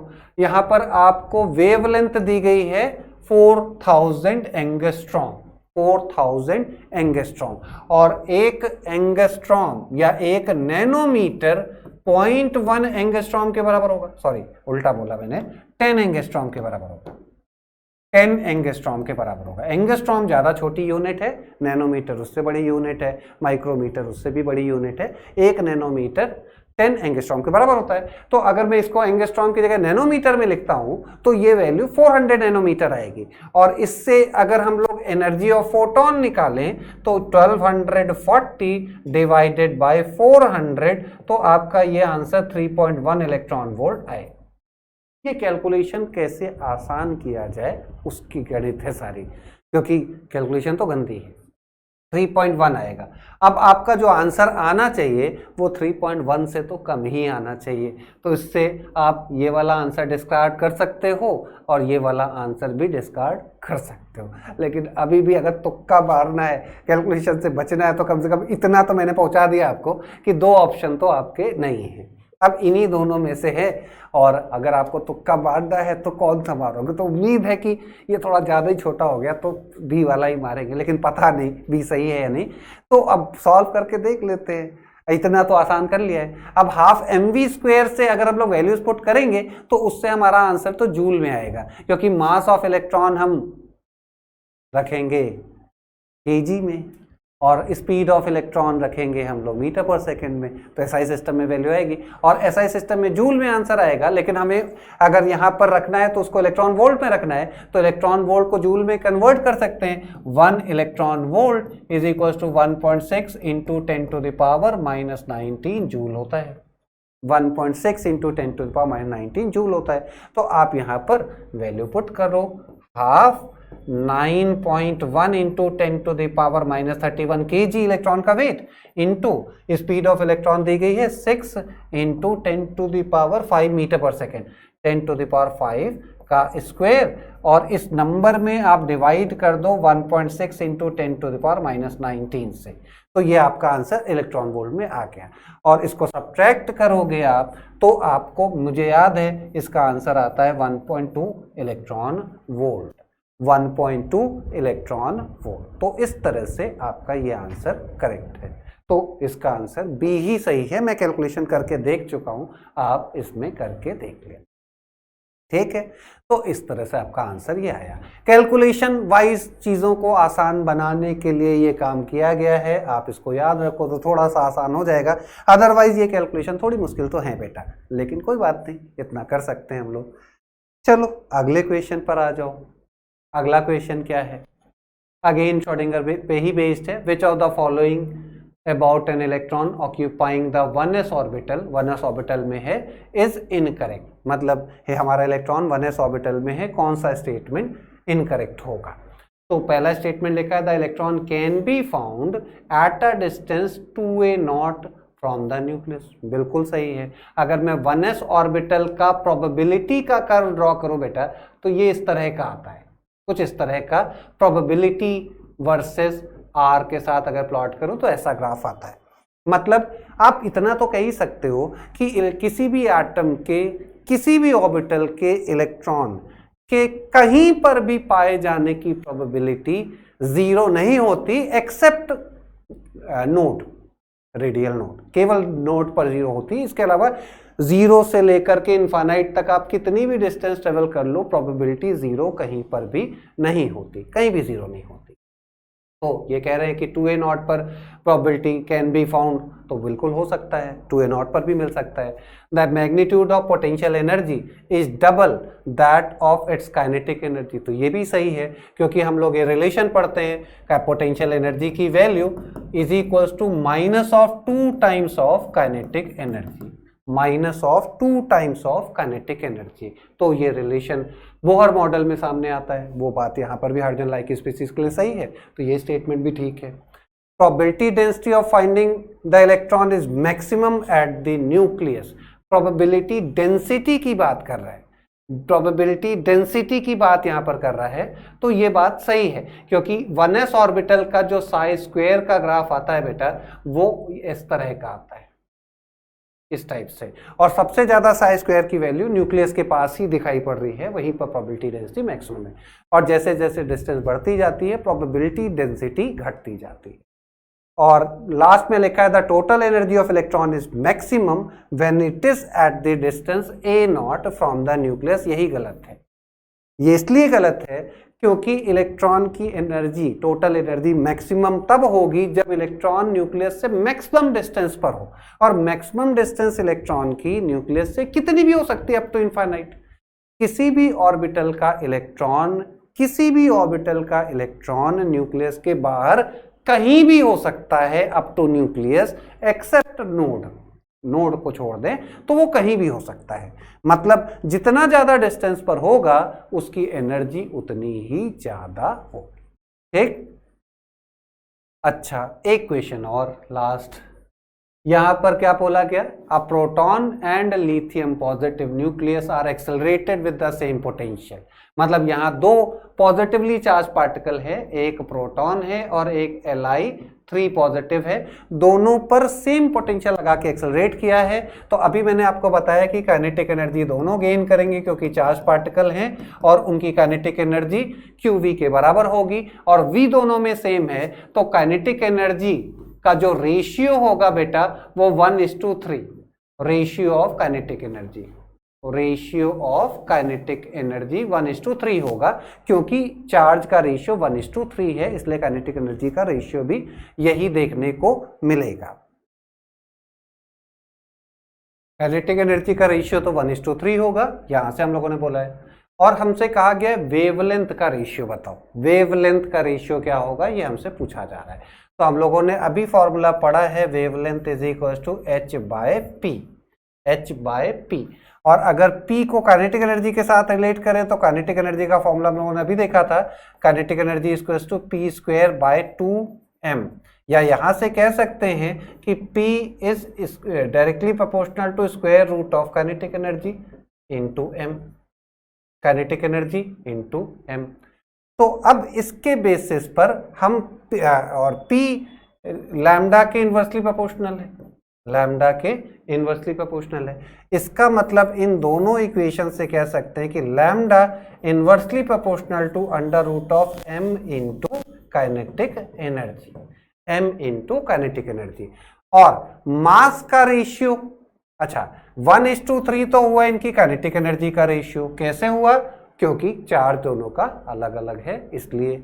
और इसके अलावा मास की अगर बात करें तो मास का रेशियो होगा 1:, लिथियम का जो मास होगा वो यहां पर लिखा हुआ है बेटा 8.3 टाइम्स, 8.3 टाइम्स ये मास का रेशियो है। मास का रेशियो मतलब लिथियम का मास प्रोटॉन के मास का 8.3 टाइम्स है। अब क्या करें, अब कुछ नहीं करें, अब यहां से लिख सकते हो lambda of Li upon lambda of proton is equals to under root of mass of proton into kinetic energy of proton upon mass of lithium into kinetic energy of lithium ion basically. और यहां पर अगर values put करें तो मास का ratio 1/8.3 और charge का kinetic energy का रेशियो 1:3। तो ये वैल्यू आती है बेटा लगभग 1/25 का मतलब 1/5, 1/5 का मतलब 0.2 which can be written as 2 × 10⁻⁻1। तो आपका जो करेक्ट आंसर था, ये पूछा था x × 10⁻⁻1, तो आपका करेक्ट आंसर है 2 आपका करेक्ट है। ठीक, सिंपल डी ब्रॉगली रिलेशनशिप और कुछ भी नहीं। अच्छा और क्वेश्चन देख लेते हैं। और क्वेश्चन क्या है, मोनोक्रोमेटिक रेडिएशन। ये फिर वही सिंपल सा क्वेश्चन है, आप खुद से कर लो। 2 क्वेश्चन मैं आपके लिए छोड़ दे रहा हूँ, इतने सारे। अच्छा ये हाइजेनबर्ग अनसर्टेनिटी प्रिंसिपल है, ये मैं बता देता हूँ। इसमें कहा गया कि एक इलेक्ट्रॉन एक्सेलरेट किया है जिसकी स्पीड है और जिसमें इतनी अनसर्टेनिटी है 0.02% अनसर्टेनिटी है। तो अगर अनसर्टेनिटी 0.02% है तो आप क्या करो, अनसर्टेनिटी स्पीड का मतलब स्पीड की जो वैल्यू दी है उसका 0.02% निकालो, उसका 0.02% निकालो। तो ये वैल्यू आपको मिलेगी बेटा ये आएगी 0.1 इंटू 10⁻⁻4 10⁻4 का मतलब 10⁻3 मीटर पर सेकेंड। ये आपकी अनसर्टेनिटी की इन वेलोसिटी की वैल्यू है। और आपसे पूछा है अनसर्टेनिटी इन लोकेशन।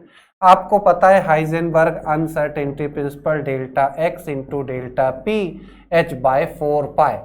हम जब भी क्वेश्चन सॉल्व करने जाते हैं तो इनइक्वालिटी की जगह पर इक्वलिटी वाला साइन यूज करना होता है। और डेल्टा p बेसिकली p होता है m इंटू v, तो error in momentum will be equal to m into error in speed, error in velocity. अगर वो वैल्यू यहां पुट कर दें तो therefore delta x into m into delta v is equal to h/4π, और यहां से delta x is equal to h/4π into m into delta v। और वैल्यू पुट कर लो तो h की value 6.63 into 10⁻34 divided bye 4 into pi की value भी आपको दे रखी है। पाई की वैल्यू कितनी 3.14 इंटू एम की वैल्यू कितनी, इलेक्ट्रॉन की बात हो रही है तो एम की वैल्यू 9.1 इंटू 10⁻31, और एरर इन स्पीड कितनी, तो वो वैल्यू दी गई है, निकाली ली हम लोगों ने 10⁻3। तो इससे आपका आंसर मीटर में यहाँ से आएगा, और मीटर में ही लिखना है, मीटर में आएगा। ये कैलकुलेशन भी मैंने कर रखी है, थोड़ा लंबी कैलकुलेशन है तो मैंने पहले ही कर रखी है, तो मैं आपको बता देता हूँ यहाँ से जो आंसर आने वाला है वो कितना आने वाला है। एक सेकेंड, कहाँ गया, हाँ ये वैल्यू सॉल्व होके आती है बेटा, कहाँ गया ये वाली वैल्यू, हो गया, ओ ये वाला क्वेश्चन, ठीक है, ये वैल्यू सॉल्व होके आ रही है 58 इंटू 10⁻⁹ मीटर, 58 इंटू 10⁻⁹ मीटर। इसका मतलब जो करेक्ट आंसर है इसका वो है 58।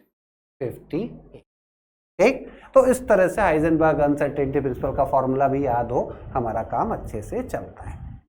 ठीक है, तो इतनी बातें हैं जो हम लोगों ने इसके थ्रू की हैं। उम्मीद है कि लगभग सारे पॉइंट्स हम लोग कवर कर ले गए होंगे, और इससे आपको बहुत ज़्यादा फायदा होने वाला है। ये क्वेश्चंस आप फिर से अपनी तरफ से भी सॉल्व करो, आपको डीपीपीज दी जा रही हैं उनके क्वेश्चंस को अटेम्प्ट करो, और बिलीव मी बेटा एटॉमिक स्ट्रक्चर में कुछ लिमिटेड चीज़ें ही हैं जो बार बार क्वेश्चंस के रूप में पूछी जाती हैं, बहुत ज़्यादा कुछ नहीं है। एक दो क्वेश्चन मैं आपके लिए छोड़ दे रहा हूँ, वो आप लोग खुद से सॉल्व कर लेना, सिमिलर टाइप के क्वेश्चन है 2-3, वो आप कर लेना, और हम लोग फिर अगले वीडियो में इसी तरह से फिर से मिलेंगे। ऐसे ही अच्छा काम करते रहो बेटा, keep rocking, take care and all the very best. Thank you.